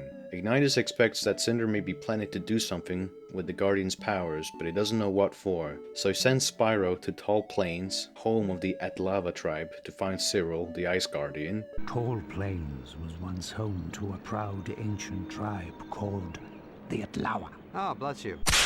Where we meet and save an asshole goat. We also learn Ice Breath here somehow. After Spyro saves Cyril, they head back to the temple. Cyril teaches Spyro the secrets of ice. This part was painful for me. And discusses with the other Guardians more about Cinder's possible plans. Ignitus thinks that Cinder's trying to gain all the Guardians' elemental powers to open up a portal that must never be opened. Spyro asks Ignitus what the fuck he's talking about, but Ignitus tells him, "Man, you a bitch-ass dragon, nigga. You ain't know shit about hustling, bitch." And sends Waterboy Spyro to Munitions Forge, where Terrador, the Earth Guardian, is held. As we arrive at Munitions Forge, we learn that it's an island troubled by a volcano called Boy Is It Big. Boy Is It Big. What are the locals called? They're called Manwismals. Right. Do I need to write that down? And the main local we talk to here is called Moliere. I don't know if that's supposed to be a joke or not. And Moliere, by the way, sounds like European iDubbbz. I don't know. We're here to rescue a big friend of ours.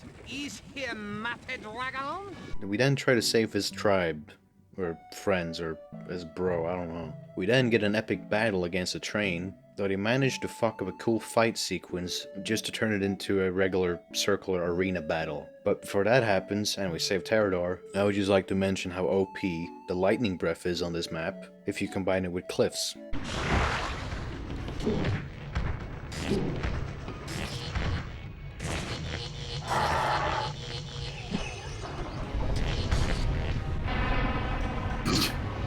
They just fall down.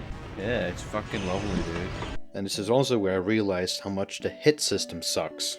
If something hits you mid-air or you're knocked back, most of the time you'll just be teleported back to where you were last standing. Fuck you. When Spyro eventually gets ready to leave with Terrador, Cinder attacks and chases Spyro throughout Munitions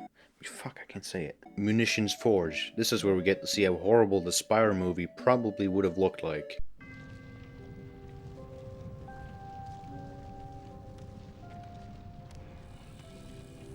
What is this animation? The purple dragon lives. What happened to the animation? Why is it so shit now?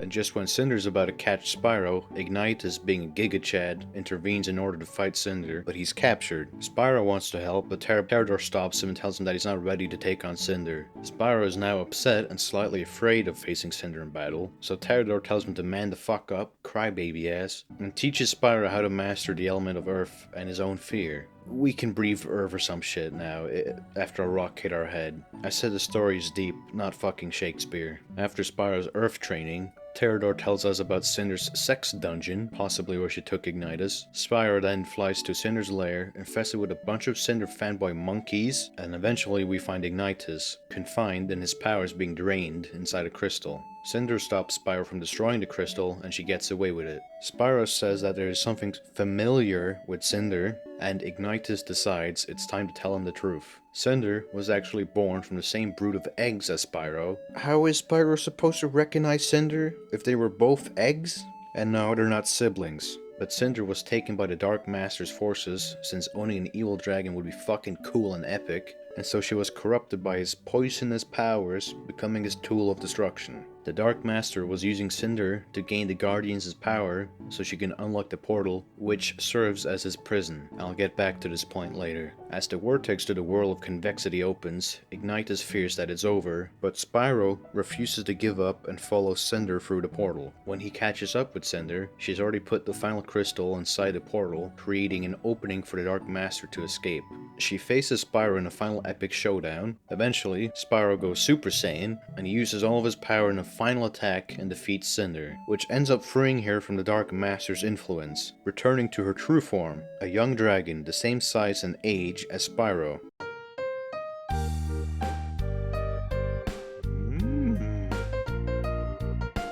Then, the realm begins to collapse on itself, and the portal starts to suck the tree inside. Sparks insists on making a quick exit, because David Spade probably wanted to get back to working for Adam Sandler or something. But Captain Save-A-Ho declares he will not leave Cinder behind with the Dark Master, and so, though barely, Spyro is able to grab Cinder and escape safely. Though victorious, the battle costs Spyro much of his own strength and powers, and both Spyro and Cinder suspect that the Dark Master is still alive somewhere. The war is still not over, and so we're finished with a new beginning and can go over to the next game in the trilogy. Eternal Night is obviously the continuation of A New Beginning. Now the box art looks a bit better. I still don't recognize Spyro. The gameplay is more or less the same though. And this time it's, for some reason, more difficult, including a healing boss. We have to hit several flying enemies with a fireball, whose height and distance is dependent on how long you hold the attack button. You also have to dodge incoming fireballs flying in at Mach 1. The graphics and designs are very similar, and it's almost impossible now to even look at anything that gives off light, like lava or water. Sometimes you can't even spot Spyro in the game. What is this? This led to me being frustrated at some points. Don't get me started on the flying, transparent, mushroom platforming section. It sucks. As I already said, the combat is pretty much the same, with an increased difficulty, including a horrible stun lock that can kill you in seconds if you're not careful enough. My biggest issue with this game was an island fight I had towards the end of the game. It had waves upon waves of strong enemies attack me, and I almost gave up here. But right as I was about to turn off my PlayStation 2, 諦めんなよ諦めんなお前どうしてそこでやめるんだそこでもう少し頑張ってみろよ。ダメ諦めたら周りのこと思えよ。応援してる人たちのこと思ってみろって。あともうちょっとのところなんだから。俺だってこのマイナス10度のところしじみが取れるって頑張ってんだよ。絶対やってみろ。必ず目標達成できる。 I physically could not bring myself to complete this game. I got to this fight with these two scorpion things, and this was the final straw. I was stuck on these things for like 20 minutes. だからこそnever give up.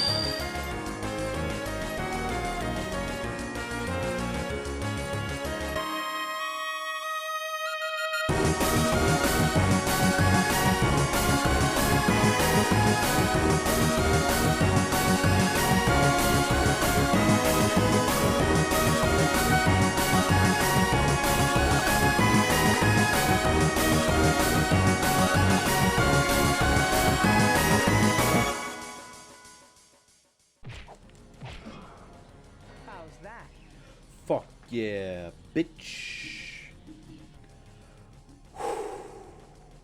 Now this should say something about how difficult the game is, and for no obvious reason. I actually enjoy Elden Ring, even when it's difficult. But difficulty for the sake of difficulty is no smart move. The enemies are almost entirely the same. It's really hard to praise this game in any way. You could probably blame it on a tight budget though. There's not much more to say about this game, so let's just get back to the plot. The story begins weeks after the defeat of Cinder. After having a dream of the battle in the convexity and a mysterious voice calling his name, Spyro is awakened by Sparks. He sounds different now, but he's still somewhat familiar. Sparks informs him that Cinder has snuck out into the temple's garden. Aram, young dragon, do not sneak into garden. Spyro follows Cinder through the swamps and jungle surrounding the dragon temple and catches up with her. Cinder reveals that she is leaving the temple, feeling guilty for all the things she had done under the Dark Master's control. And then she starts spouting some astrology zodiac nonsense about her destiny being somewhere out in the world or whatever. And since Spyro's simping is suffocating her, Cinder departs. But when Spyro is about to chase after her, he suddenly dies due to a lack of bitches, and he's pulled into a dreamscape. A voice guides him through his dream, and Spyro regains his fire element before being shown a vision of a great tree, and the voice speaking to him makes himself known as a chronicler. You don't need to contract schizophrenia just because your E-Hoke-Off GF left you. Shortly after Spyro wakes up, the apes attack the Dragon Temple again, and Spyro fights to repel the enemies. Afterwards, Ignitus tries to locate Cinder after he discovers that she's missing, but instead he finds a vision of Spyro at the base of a great tree. Spyro claims that he kept seeing haunting visions of a mountain draped in shadow and darkness beneath two moons. Terrador realizes that the mountain Spyro is describing is the Mountain of Malefor. Spyro also revealed that the chronicler came to his dream and showed him that tree. The Guardians are surprised, and Ignitus explains to us that the chronicler is an ancient dragon of immeasurable wisdom and was often interwoven with tales of doom. Jesus Christ. The Guardians become increasingly worried about the celestial moons coming into an eclipse as the night of eternal darkness is drawing near. Ignitus sends Voltaire and Cyril to the mainland to learn what news they can, and he sends Terrador to the Shattered Whale.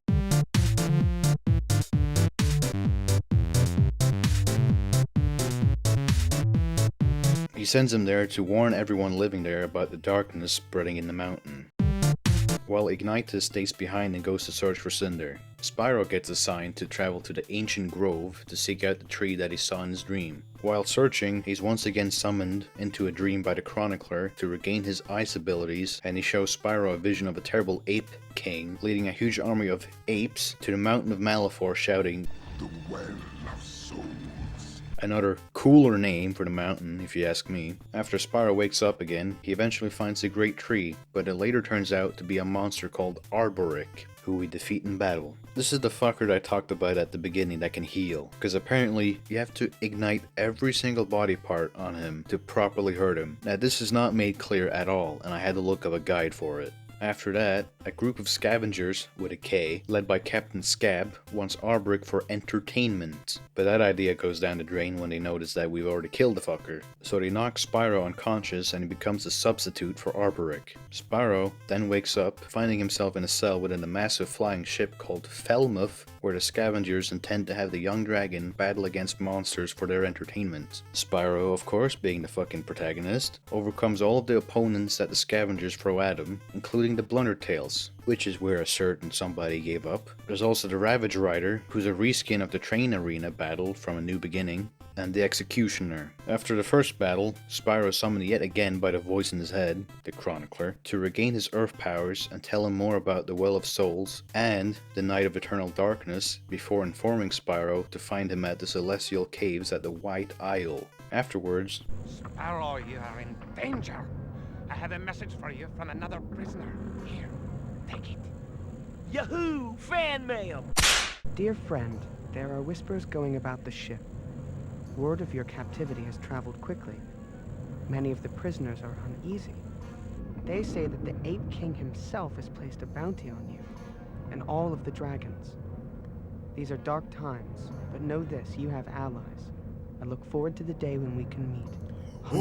Shortly after defeating his latest opponent, Spyro is forced to fight Cinder in a final match, but she tells him about her plan for an escape, which is cut short when an ape army attacks and captures Cinder. With scavengers on their ships in chaos, Spyro manages to defeat Scab twice and escapes. After he escapes from the scavengers, the Chronicler summons Spyro into his dream one more time while we are flying to regain the power of electricity, and he shows him a vision of Cinder in chains.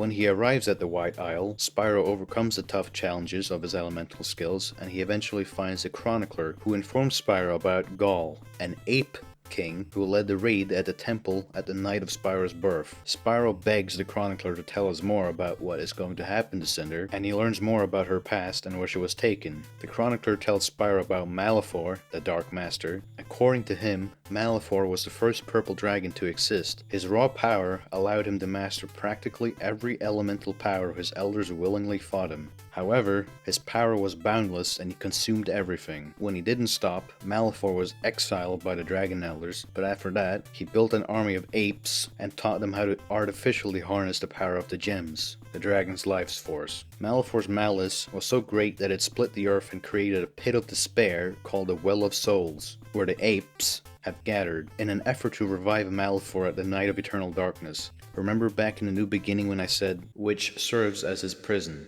There's a lot of plot holes in this series and they never get filled in, at least on the surface level. The Chronicler wants Spyro to hide from the apes until a later time, but Spyro insists on going to Cinder's aid. Okay, geez, Captain Save-A-Ho, we'll get you bitch. Spyro eventually makes it to the mountain, fighting Gaul's minions along the way. When he finally reaches the mountain peak, he finds himself in Gaul's throne room, where the Ape King himself is waiting. Using his magical staff, Gaul renders Spyro weak and drained of his elemental powers once again. He then orders Cinder to attack Spyro, but she attacks Gaul instead, and so the Ape King knocks her out and challenges Spyro himself. During the fight, the lunar alignment begins, and the evil energy it's generating is channeled through Spyro, transforming him into Dark Spyro.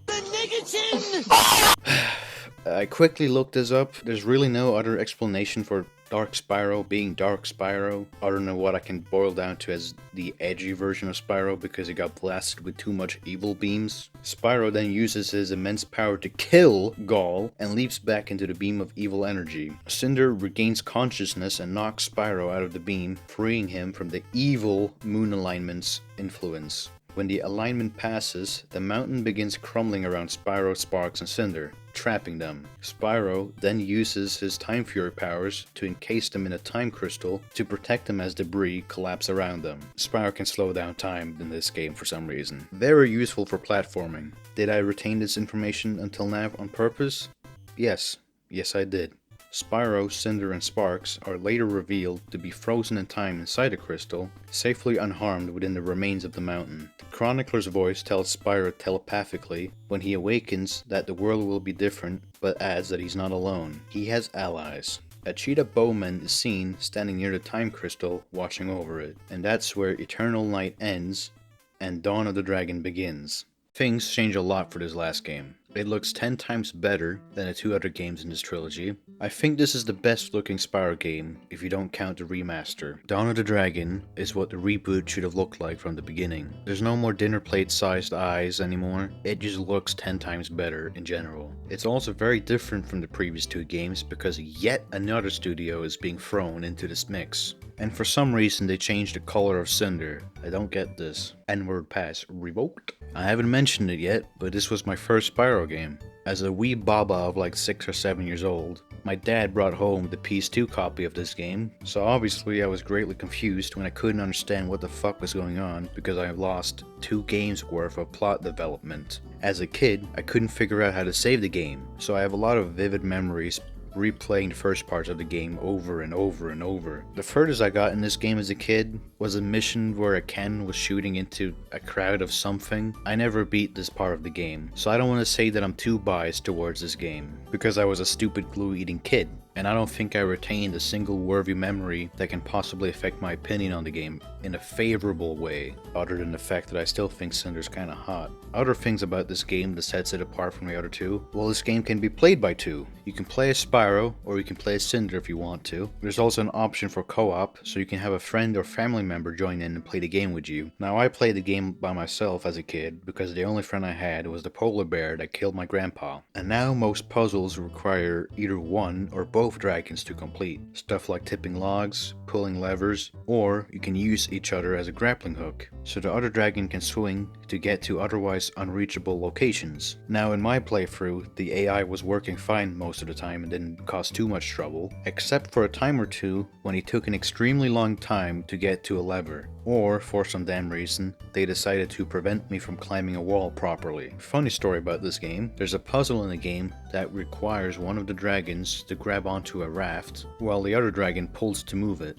I don't know why I managed to solve this puzzle as a kid, just not in the right way. I spent a lot of time trying to grab onto the raft and then wait for Cinder to grab onto the raft. Then I would quickly try to jump up and fly to pull, but then Cinder would just let go, so I would get nowhere. It never occurred to me that I'm supposed to switch between the 2 dragons after one of them grabs onto it. You want to know how I did that alone? I eventually had the brilliant idea of connecting a second PS2 controller, and then I would enable co-op mode in the game so I could control both dragons. Then on one controller I would grab the raft, and on the other I would fly.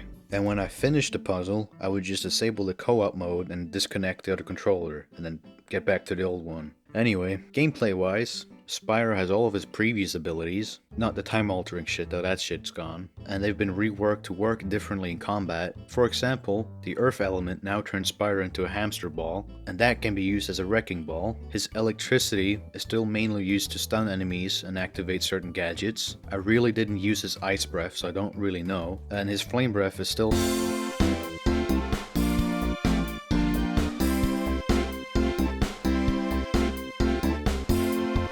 As for Cinder, she spits poison that can kill plants, she can blow, enter a shadow form that allows her to go underneath certain doors, and then she can complain really loud. A common ability they both have is a super mega awesome Dragon Ball Kamehameha beam that builds up over time. This replaces Spyro's ultimate Coom from the previous games. And in this game, they can also fly. Yes, they're flying. They can fucking fly. People will refer to it as free flying, but I wouldn't go as far as to call it free flying. The altitude at which you fly at is directly linked to the altitude of the ground below you. So let's say you're flying up a slope. You will then start to fly up higher and higher as you go up the slope, and vice versa when you go down. If you fly up a cliff, you'll technically just start a glide and slowly glide down to a cruising altitude that fits the new ground that you're flying over. If the game wants you to fly up, you'll fly up. If it wants you to fly down, you will fly down. It's just an illusion, but it's still a nice feature. You can also wall run in the game, and new to the combat is a bunch of moves with different inputs to activate them, and a combo system that rewards you the more you hit an enemy. Now mainly, I would just use Spyro's Flame Breath, and when I was surrounded by smaller enemies, I would just grab one and... New to the game is also different sets of armor that you can wear, and they give you different stat boosts depending on which one you choose to wear. Ass armor, baby! The only complaints I have about this game is the amount of bloom, and a few other hiccups like getting stuck in an area for some reason after a fight, and that one time I couldn't move at all after a cutscene. There's also the slightly choppy frame rate when you explore in the Valley of Avalar, but it's a small price to pay for being able to explore something like this. I'd really like to see a remake of this on the PC. It might not be the collectathon that most people associate with Spyro as a series. But I really enjoyed the new twist to the series that the producers finally tried for Spyro. Anyway, let's get back to the plot for the final Spyro game. We open up with a mysterious gang of enemies called Grublins, who enter the ruins of the Mountain of Malefor, where Spyro and Cinder still remains frozen in the crystal 3 years after the fight with Gaul. The Grublins break open the crystal, releasing the two dragons, and shackle them together with glowing green snakes. This is supposed to keep Spyro and Cinder together at all times. Bondage, baby! Afterwards, the Grublins take them away, leaving behind Sparks, who awakens moments later in the palm of the cheetah Bowman we saw earlier at the end of Eternal Night. The cheetah has been following the Grublins to where Spyro and Cinder were, and had observed the whole scenario unfold from the shadows. Meanwhile, Spyro and Cinder awaken in a dark area. Spyro notices that Sparks is not there with them, thank God, but before they know it, they're sent straight into battle. They're attached to a peg on a stone platform, and they're unable to escape when a massive golem attacks. They're able to lift the peg, but they remain tethered together as they fight off the creature. When they are unable to bring it down completely, the cheetah Bowman rescues them by distracting the golem with an arrow to its fucking eye. Oh! Oh my god! Oh! Oh my fucking god! Spyro, Sparks, and Cinder are reunited and then proceed after the cheetah, who introduces himself as Hunter. Ah yeah, you saw this coming. Hunter reveals that Ignitus has sent him to look for Spyro when he did not return to the temple 3 years ago. They managed to escape the catacombs, battling a bit with the golem and removing its arm in the process. After getting through an area called Twilight Falls, Hunter reveals that the Dark Master has been resurrected, having escaped from the Well of Souls shortly after Spyro's disappearance, and has covered the land in darkness ever since. We're never told how he escaped or when he escaped.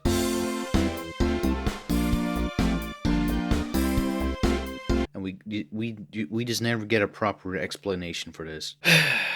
I rambled for too long and they got tranquilized. When they awaken, they discover that they have been taken captive by Hunter's tribe, whose leader, Chief Prowless, blames the dragon race for the clan's misfortunes. He soon accuses Hunter for bringing the dangers of the outside world with him to the village, but Hunter says no and reminds Prowless that the dangers were already around them. The village soon comes under attack by the Grublins from earlier, and after defending the cheetah village from burning down by using fire, news arrive that one of the villagers, Meadow, went up a river before the attack and he hasn't returned. After an argument with Chief Prowless, Spyro and Cinder volunteer to find Meadow, rescuing him from a troop of Grublins. However, his leg is broken, and since the dragons returning to the village without Meadow would spell disaster, they are forced to go to an old hermit across the valley in order to get a key needed to retrieve some weights for a raft from a nearby supply cave. When they get there, the hermit is being a fucking creep and mentally fucks with Cinder, talking about her evil past and tells her that her eyes give everything away. Spyro and Cinder leave the hermit's area after Sparks pickpockets the key which they need. And this is funny because you can go to his cave and open the chest and he's just sitting there. They then get the raft over to where they found Meadow and escort him back to the village, where Chief Prowless realizes his error.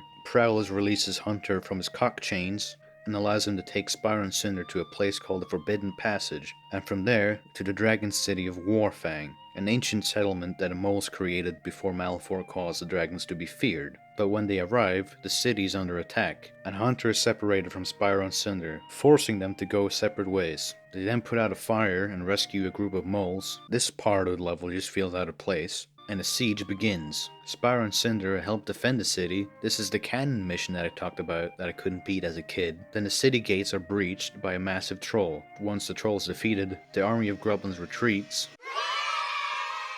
to allow the golem from the catacombs to attack the city, reforming his missing arm from parts of the city in the process. The Guardians, Ignitus, Terrador, Cyril, and Voltaire lead the attack on the golem, with Cyril and Voltaire falling behind to grant Spyro and Cinder time to defeat the creature. After it's finally killed, the Guardians and Spyro are finally reunited after 3 long years. I also think Ignitus is trying to hint towards something. Later that night, Malefor, the Dark Master, sends them an ominous message. He's revived the Destroyer, that's only purpose is to renew the world by bringing about its destruction. Why would he do this? When it completes its circle around the world, known as the Belt of Fire, everything as they know it will end. Unable to catch the creature if they pursue it, Ignitus hatches a plan to go underground in order to intercept the destroyer before Malefor realizes that the city is left unguarded.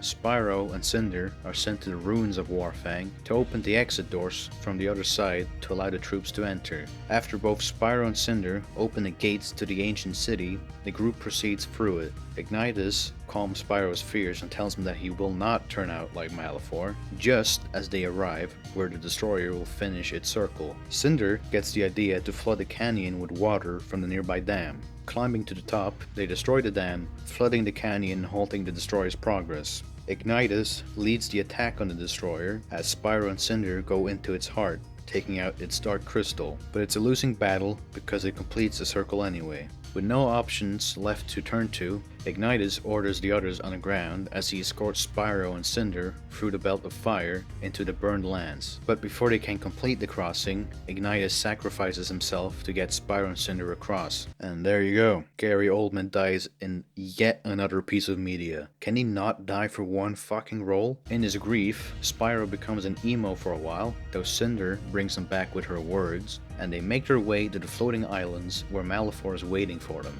After a few final fights, Spyro and Cinder confront Malefor in his lair. He tries to gaslight them several times. First, he removes the bondage chains around their necks, then he tells Spyro that the destiny of the purple dragons is to destroy the world. Then he says that Cinder has led him into a trap the entire time by luring him to the Wells of Souls to free Malefor. Cinder denies it, but her doubts allows Malefor to unlock the darkness within her, bringing her back under his control. She attacks Spyro, only to come to her senses when he refuses to fight back. Angry at the turn of events, Malefor puts the bondage chain back on. Joke's on you, bitch. We're into that shit now.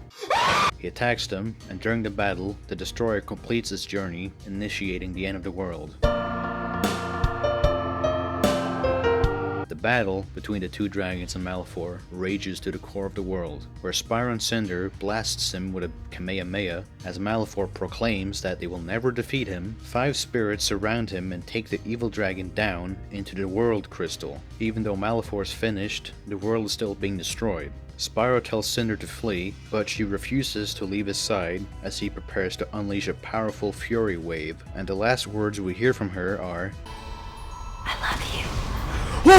And the world is rebuilt from Spyro's magic, and we see the remaining guardians, Hunter, Sparks, and the survivors coming back into the sunlight as stars in the sky form into the form of a dragon, signaling the start of a new age. And after the credits roll, the chronicler is seen reading the end of Spyro's book. He then speaks to someone, saying that the new age has begun, and each new age has a worthy dragon chosen to write down the many triumphs and failures of that age. His time is over, but the time of a new chronicler, Ignitus, has just begun. Before he takes the chronicler's place, Ignitus asks what has become of Spyro. The chronicler responds that he does not know, but shows Ignitus the book that records the death of dragons, and says that he has tried his best, but he was unable to find Spyro among the pages. Ignitus then becomes a new chronicler, and we're finally shown that Spyro and Cinder are flying through the sky in the Valley of Avalar, but their fate is left to interpretation. Oh, Jesus. Oh my god. There you go. An ending that I think is worthy of properly retiring Spyro the Dragon. But it's a shame that they decided to defile his dead corpse and create the spin-off we know as Skylanders. I just know that the Spyro franchise as a whole could have been so much more if at every turn it didn't constantly cripple itself. I mean, come on. $1 million per game in a reboot? And you get Gary Oldman, Elijah Wood, and Mark fucking Hamill? The next time you look at Spyro, just remember all the pain, missed opportunities, and utter fuckery that's been happening to him all along, and all that surrounds him each time they decide to produce something with his name on it. Anyway, to lighten up the tone, here's me and Owen reading some Spyro fanfiction to lighten up the mood. So thanks for watching and enjoy the fanfiction. The Kitchen Quickie? The Kitchen Quickie. You saw that as well. Do that one. Oh my god, did you read the description, dude? Spyro finds in their browse to Laura in the kitchen. Spyro and Laura porn one shot. Hold on. You gotta do that one, dude. It's 1 chapter, 1,000 words. I'll be Spyro. Alright, Okay, and I'll do I'll the... read the other one. Alright, and I'll do the narration. Spyro finds Alora alone in the kitchen, tidying the counter after dinner. You pause for a second to admire the way her body is squeezed into the tight, short dress that has distracted you all night. She looks up at you and smiles. Hello, Spyro. Need a hand, Alora? You ask, but your intentions are anything but helpful. No, I'm almost done. Thanks, she replies. I'll be out again in a second. You look behind you to make sure that no one is coming. Why is it fucking in your own house? Yeah, it's fucking scary. Then join Alora behind the counter, standing beside her. I think I'll give you a hand anyway, you insist, placing her hand on her waist and pulling her to you. Her body is firm and warm beneath your palm. Mr. Spyro, what are you doing? Just giving you a hand, you reply, as you begin to stroke up and down the side of her body. It's a bold move, and you're asking for a slapped face, but fuck it! She's made you so horny. You might be right, you reply. Actually, you're pretty sober, but being drunk would serve as some kind of excuse for what you're about to try next. You slide your hand down to her ass and give it a firm squeeze. Hashtag me too on Twitter. This joke sucks. Spyro, she says you can't just do that. Just what, you ask, fondling her sexy bottom through her dress. God damn. You've wanted to do this for so long. If she punches you in the balls now, it will all have been worth it. No, it wouldn't, because you'll be infertile. And is that worth it, Spyro, you fucking weirdo? You can't just walk up to me, Smithers, and just taking liberties. Why not? You counter, hoping that engaging her in conversation will allow you to keep groping for longer. Jesus Christ. You slide your hand from cheek to cheek, exploring the curvature of her delight. What? What does that word mean? Alora, I'm not sure that I want to live in a world where I can't grope a beautiful woman. Do you mind? Oh my god. Do you mind if I take a look at your panties? Spyro, you need to calm the fuck down. We're getting the fucking neuter gun. You reply, it's true. She's made very little attempt to prevent you from having your way with her. Things are going absolutely swimmingly. Spyro is wearing pants? The bulge in your pants pokes into her... Do you know what this is? You ask. Fucking sucks. Whoever wrote this fanfic should be arrested. It's yours if you want it, you offer. You undo your pants and let them fall to your ass. Buster. Oh, what the fuck, dude? This guy like spent a whole weekend like jerking off. He's like, I gotta type this shit up. You know how like Homer does it, twiddles his fingers. Oh no.